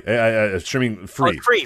Free okay. on the GCW YouTube page, and Fight will be completely free for this. Because the gimmick is they want you to donate to the wrestlers. Right. Yeah, they got sponsors. They're going to have donations up there. So yeah, it is free to watch, but they'll want you to donate or help the wrestlers out. So that is that. But man, we got a lot of shows here because obviously we're doing 24 straight hours. I mean, it's cool. I like the idea of it is awesome. Like I don't know that I'm going to really be into a lot of what's happening, but it's pretty badass. I mean, it's kind of a cool thing to do, a 24-hour, wrestle-thon or whatever. So we'll see how it goes. We'll see what the reaction is and if it's just complete disaster. But it's a great idea, and much like being in the age of streaming, I just really wish all of this stuff existed in like 2007. Yeah, if it's 2007, I'm calling off. I'm totally calling off work Friday, sleeping the entire day, and we're covering every minute of this on this website. Even if it was like 2016. Yeah.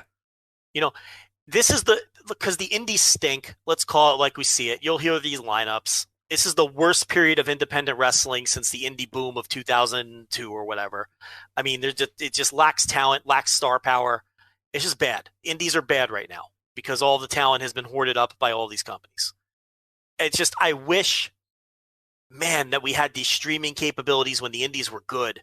And I wish somebody had come up with a concept like this when the indies were good, so that we're watching like really great wrestlers instead of, I don't know, fucking the Alley Cat and Atticus Kogar and whoever the fuck. Like, it's a shame that it's like the technology wasn't a decade sooner. I know. It would have been so great. Can you just, I mean, like when I see this idea of like a 24-hour live wrestling show, like I imagine, let's say it's like in between the period when Dan O'Brien got fired from, WWE or whatever, and it's like Chris Hero's on the indies or whatever, and those dudes just decide, let's just have a 3-hour match. You know what I mean? Like, let's just we'll take up half that day. You know what I mean? Like, those guys would be chomping at the bit to say, you know what? Yeah, give us an hour, give me 45 minutes, we'll have a badass match. Some idiot is going to say, hey, I'll go 2 hours or whatever, and it'll be good, and it'll be fun and awesome. And then, like, yeah, Chris Hero goes and takes a fucking shower and comes back 2 hours later and has a great match with Roderick Strong or whatever. You know what I mean? Like, just... damn, it would have been so much better. Fucking Davey Richards is on there, and Daniel Bryan's on there, and Chris Hero's on there, and Zack Sabre Jr.'s on it, and Gargano and Ciampa, and go right down the list. Yeah, I mean, I could list every into this thing, but I can't lie and tell you I'm excited about it. Yeah, I mean, it's a cool concept, but I mean, it's not going to be good. No. I mean, I'll jump in here and there. I might, kind of fall asleep to it on my TV, but yeah, it's not something that we're not like. By the way, you're not seeing any coverage on the website here. Right? Like, we're not doing any previews and stuff. We don't have people that really want to, and B, it's just kind of like, I don't know. We're pretty down on it, but I hope they raise a ton of money, and I hope the wrestlers get a bunch as well, not just the company. So GCW The Wind of God, Friday, January 29th, 8 p.m. to 10 p.m. The match card here is Nate Webb versus One Called Manders. KTB versus Matthew Justice. I thought KTB was retiring. Guess he's back. Myron Reed versus Braden Lee.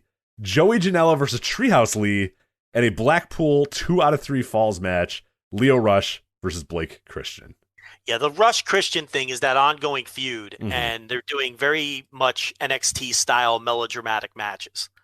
Janela was going to wrestle Elena Black. They did that worked shoot thing on Twitter. And then WWE pulled her from the show. I don't know why anyone would want to watch Joey Janela wrestle Elena Black. I mean, that is a shut the blinds match if I've ever heard one. I mean, who cares? So I'd rather watch him wrestle Treehouse Lee anyway, who disappeared during COVID, but apparently is back. That guy's athletically gifted and really fun to watch. He's not the most refined wrestler, but he's at least, he's athletically gifted and very fun to watch because he's creative. So he's a guy that I wish when COVID ends would get in there with some, I don't know who on this current scene, but get in there with some great workers and really hone the craft. He has a ton of potential. A match or a show, I should say, my favorite match or show of the collective For the Culture coming back here Friday, January 29th, 10 p.m. to 12 a.m. So going up until midnight. PB Smooth versus Calvin Tankman. AJ Gray versus Hoodfoot. Lee Moriarty versus Saeed Al Sabad. I love that guy. He pops up every so often and quits somewhere and burns a bridge and then comes back. So he's got but he's super fucking talented. So I we talked about the calculus I have to play with Ethan Page. I'd play that calculus with El Sabah because he's pretty fucking great. So he'll be in the 3-way then with Ken Broadway, Lee Moriarty, and El Sabah there. Nate Carter. 3-way though. It's like I know. I would just do Lee Moriarty versus El Sabah. Like, just come on. We need the 3-way for anyway. Because you gotta have 3-ways. What do you mean? What do you have the 3-way for? You gotta have a scramble. You gotta have a 3-way. The rep, Nate Carter and Dave McCall versus Thick and Juicy, Faye Jackson and Willow Nightingale. Then Camaro Jackson and Mike Outlaw versus Jordan Blade and Eel O'Neill is your GCW for the culture. So not to the level of the collectives for the culture, but some interesting names and matches on that one. But it's not a bad lineup. I'm not familiar with some of the people towards the end there, but the first couple matches sounded pretty good on paper. That's not terrible. That's not too bad. Yeah. GCW UV60 The Death Hour. Oh boy. Homicide. Oh baby. Homicide versus Low Life Louie. Madman Pondo versus Jeff Cannonball, and Schlack versus Orin Vade or Vate or whatever the fuck you pronounce it. Vite, I think. Whatever. Who fucking cares? So. Remember I said I would pop in for some of this and pop out? I think I know where you're popping out. No use. I mean, it's going to be death match. And bad deathmatch. A lot of those people stink. Let's be honest. I have zero use for anything on that show. Maybe Madman Pondo versus Jeff Cannonball. That's 12 a.m. to 1 a.m. on Saturday there. So no thanks. Then you're into this one, I'm sure. Jimmy Lloyd's Up All Night, January 30th, 1 a.m. to 3 a.m. Trios match: The Ugly Ducklings versus Young, Dumb, and Broke. Ken Broadway versus Charles Manson, Nolan Edward versus Wheeler Yuta, and Jimmy Lloyd versus Starboy Charlie. I would call the cops if that was going on in my yard. Keep an eye on that Nolan Edward match versus Wheeler Yuta. Nolan Edward is a guy who is picking up some steam. I would say circle that one. I have no use for Jimmy Lloyd in any form. Yeah. Starboy Charlie is like a literal child. He may have turned 18 or is turning 18. I was not impressed with Starboy Charlie at the collective. I've seen Starboy Charlie be impressive in GIFs and on YouTube and stuff, but he wrestled Blake Christian and they did like this slow it down, grind it out, grappling match, and Starboy Charlie did not come across better for it. Neither did Christian. But watch that. Keep an eye on that Nolan Edward match against. Keep forgetting the opponent. Who did I say? Wheeler Yuta. Keep an eye on that. I think that's a match that could have some buzz coming out of that show. Yeah. So Starboy Charlie just recently shared his senior picture to give you an idea of how old on Twitter. He goes, "Here's my senior picture." So that's how old Starboy Charlie is. He's taking his senior pictures. It's the same deal as when we talk about Billy Starks. It's like, that's her name, right? Billy Starks. Billy Starks. We'll talk about her in a moment here. She's on a show here. I feel bad because they're children. Yeah, I don't want to really criticize a child at what they're doing in wrestling. But I think Starboy Charlie has a ton of potential. And I hear Starks is a very nice girl. So what do we got next? Oh, Jesus, we got to get going here quick. There's a lot of shows. Yeah. These shows be longer. What the fuck? No Peace Underground presents Odium. Oh, God. Orin Veets versus Matthew Justice. Bam Sullivan versus Adiz Kogar. And Pero and Otison versus KTV and Shane Mercer. Okay, that sounds awesome. Good. That sounds fucking great. All right, I'm into that. That perked me up. I haven't heard. The End versus Iron Beast, KTB and Shane Mercer. I'm waking up at 4 a.m. for that match for sure. Of course, that's the one at 4 in the morning. Exactly. Yeah, that's the one that's in the middle of nowhere. You might still be up. I might be waking up at that time. I might still be up. You might be waiting. You're right. We might be like ships passing in the night. Yeah. Well, I'm going to want to go back to sleep after we talk about Fight Forever After Dark, 4 a.m. to 5 a.m. You have Solo Darling versus Billy Starks.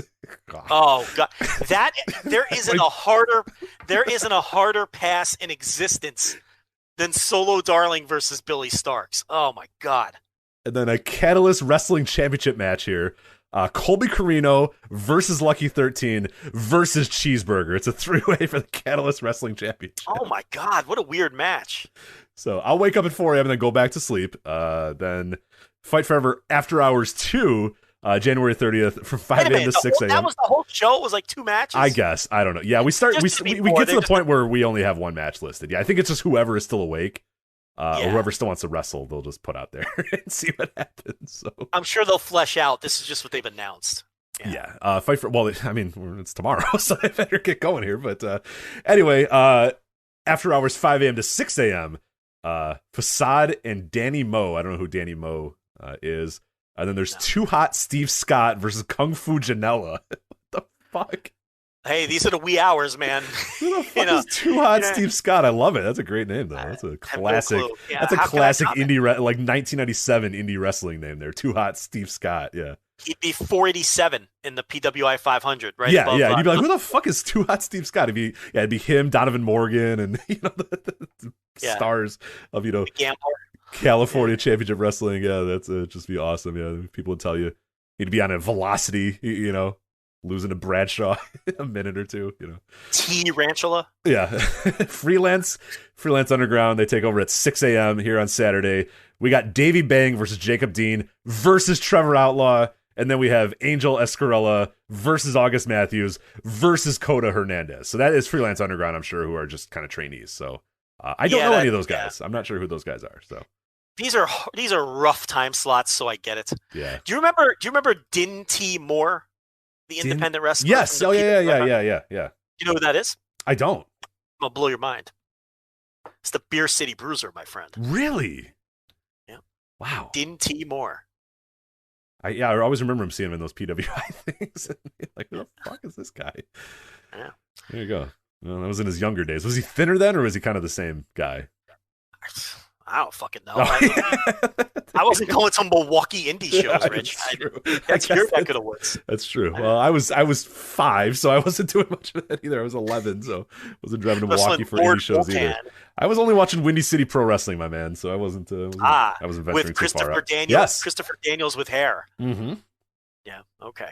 I remember at the All In press conference, I talked. I said, how important is it to be wrestling here? In Chicago in this big moment when you were a Windy City wrestling star. He just no sold it completely. And he said, "Fuck you, Mark." Is what he said. He said Chicago's a great wrestling city, and I love it.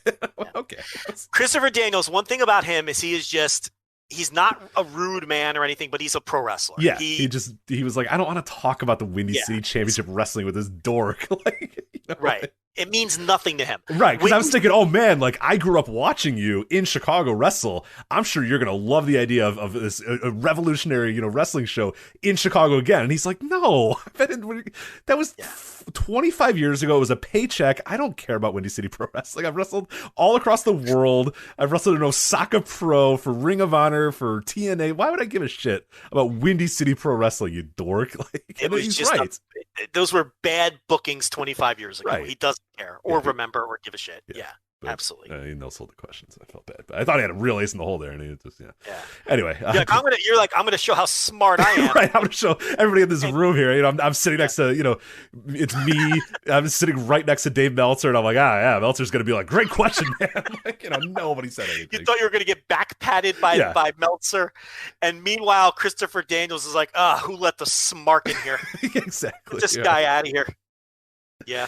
Oh god, Glory Pro Wrestling, 7 a.m. to 8 a.m. AJ Gray versus Mike Outlaw and the Crown of Glory Championship. That's and then one called Manders versus Juicy Fanu or whatever Fanau. Juicy Fanau, who wrestled a terrible match against Ricky Shane Page on the last Game Changer show. I think the Slime Time or whatever in Vegas, whatever one was in Vegas. Yes, yeah.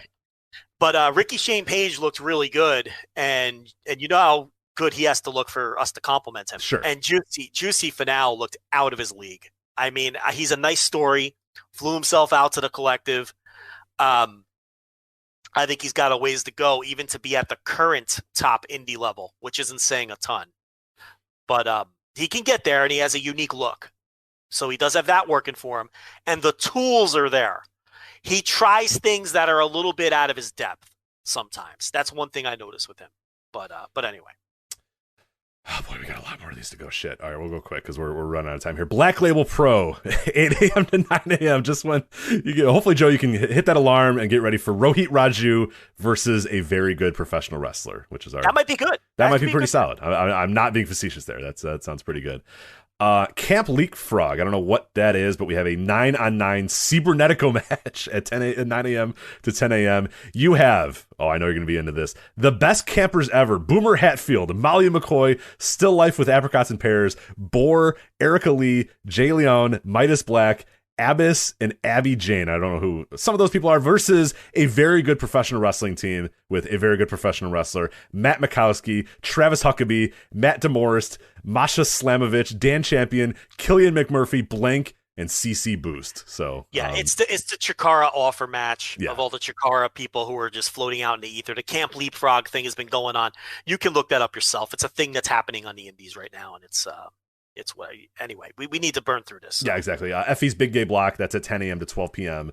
Devin Monroe, Dark Chic, Effie, Billy Dixon, Still Life with Apricots and Pears versus MV Young versus Ace Perry. The End, Pero and Innocent versus Oreo Speedwagon, and then Dylan McQueen versus Ashton Starr. So can we stop with the cutesy tag team names too? Oreo Speedwagon. I mean, Can we get back to where we called teams like cool names like Miracle Violence Connection or the Road Warriors or Holy Demon Army? The End. Pero and The End. That is a name. I fucking love The End. The Dark City Fight Club. You know what I mean? Like, yeah. Yes. Let's kick ass. Let's fucking, the bell rings and these assholes are going to kick the fuck. Iron Beast. KTV and Shane Mercer. Iron Beast. That's what we're talking about. Demolition. Yeah. I mean, Powers of Pain. I mean, can we get back to that, please? Oreo Speedwagon. I can't. I'm doing the jerk off motion, Rich. I can't deal with it. Alley Cats, the Alley Cats, Hot Girl Shit, Faye Jackson versus Erica Lee, Alley Cat versus Willow Nightingale, Ziggy Haim versus Brooke Valentine, Kaya McKenna versus Holly Dead, and Lady Frost versus Molly McCoy. 12 p.m. to 2 p.m. No chance you can miss that one. Alley Cats, Real Hot Girl Shit on Saturday afternoon. Then we have the GCW Iron Man Challenge. Iron Man match for the Synergy Pro Wrestling Championship. Jordan Oliver versus Tony Deppen in an Iron Man match. Oh, my God. I mean, so remember how I said you could have Chris Hero and Daniel Bryan? Well, now we have Jordan Oliver and Tony Deppen. Yeah, you know what? No comment from me. You summed it up better than I ever could. Okay. GCW Draft Day. Do you have any faith in Jordan Oliver in an Iron Man match? God, no. Jeez. Well, there's a mystery show here that has nothing, so we don't know what's on that one. Anyway, 4OH's What We Want here on January 30th, 4 p.m. to 5 p.m. Eddie Only versus El Drunko. Gregory Irons RSP Championship Open Challenge. And then Ricky Shane Page and Addison Kogar versus the Mortons, Ricky Morton and Kerry Morton. Yeah, I mean, the Ricky Shane Page produce show is like our worst nightmare. I don't know. What do you want me to say? Yeah, exactly. I mean, I want to check out Morton's kid, but if he was any good, wouldn't he be booked everywhere already? Exactly. Yeah, he's fucking a Morton, and yeah, he's only booked on this show. And Ricky Morton's beloved. He's a nice guy. There's like no reason not to book his kid if he was any good, but I want to see if his kid is any good. Absolutely. Imagine that's like being David Flair. I know. Gotta follow Ricky Morton. Well, I was talking about the other, in one of the Rumble Rewinds we're going a little over, fuck it, who cares? We were going to, in one of the Rumble Rewinds there was this weird period where there was all these like wrestlers' sons and wrestlers' relatives, and none of them could live up to it. It's like your Brian Christophers, your Doug Gilberts, your, Eric Watts and those guys. And it was like, dude, you guys are never, you know what I mean? Like, yeah. It sucks because like your parents are so prominent and so important, and it's so hard to get out of that shadow, especially in that era. And well, that's why Brian Christopher was Brian Christopher and not Brian Lawler. Exactly. I mean, right. It was two-pronged. He wanted to make it, and Lawler didn't want people to know that he had sons wrestling because people would then think he was old. So that was well thought out for him not to wrestle as Brian Lawler. But yeah, your point stands. I mean, there are a ton of them. Yeah, especially in that period, it seemed like it was all like the old territory guys that were like dominant figures were like, it was. Anyway, VXS presents Rockstar Nights is at 5 p.m. to 6 p.m. We're almost there. Pure Wrestling Rules. Adias Kogar versus Daniel Garcia. Daniel Garcia is too. What? We couldn't find anybody else for Daniel Garcia to face. How about Daniel Garcia versus Tony Deppen in an Iron Man? Yeah, match? why? Wait a minute. Wait, hold on. This is the most egregious. Oh, hold on a minute. This is the most egregious. You get Danny Garcia, who's a fucking tremendous pro wrestler. You get him in a pure rules wrestling match, and he's against Atticus Kogar? They're probably going to do like comedy. Like Kogar's probably going to like sneak in hardcore shit. What? Who knows? Oh my. Maybe Kogar can wrestle and we don't know it. I've only seen him do one. Okay, all right. Kogar was the guy. You taking bets on that or what? Kogar was the guy who, in the middle of the heart of COVID during the collective, was taking hypodermic needles out of fans' mouths. Like, what the fuck? That was the most insane shit. But I don't know. I've never seen him just wrestle. So I'm just trying to be nice, Rich. We've been burying everything. What do you want from me? But how about Garcia versus Deppen in the Iron Man? Yeah, that'd be fantastic. Yeah, two great wrestlers. I know one's at like 4 a.m. and one's at like 4 p.m, but could we have worked something out for that? I don't know. Anyway, keep going. Yeah, it's such a he's so. I love Garcia and Ken Broadway and Gabriel Sky, and then Redbeard, FKA Eric Rowan versus Homicide.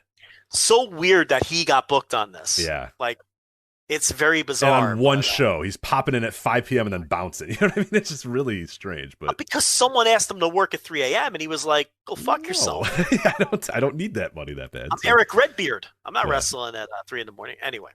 And then finally, the world on GCW Part 3, Saturday, January 30th at 6 p.m. to 8 p.m. G Raver versus Cole Radrick, Chris Dickinson versus Juicy Fanua, and then Joey Janela versus Everett Connors. It's fine. It's okay. It's okay. It's got. I'm into it. Well, yeah. Again, the first match stinks. The first match is terrible. Yeah, I'd find a better spot for Chris Dickinson. You're booking him one time, and he's against fucking Juicy is their only guy, but whatever. Well, one announced. A lot of these cards have like one match, so these guys are going to pop up. But yeah, seriously, the one announced Chris Dickinson match, I don't know. But I guess that's a hot name to people, Juicy. Look, Rich, independent wrestling has passed us by. Mm-hmm. I mean, that's just what it is. It's not what it's not for us anymore. We just want to see good wrestling.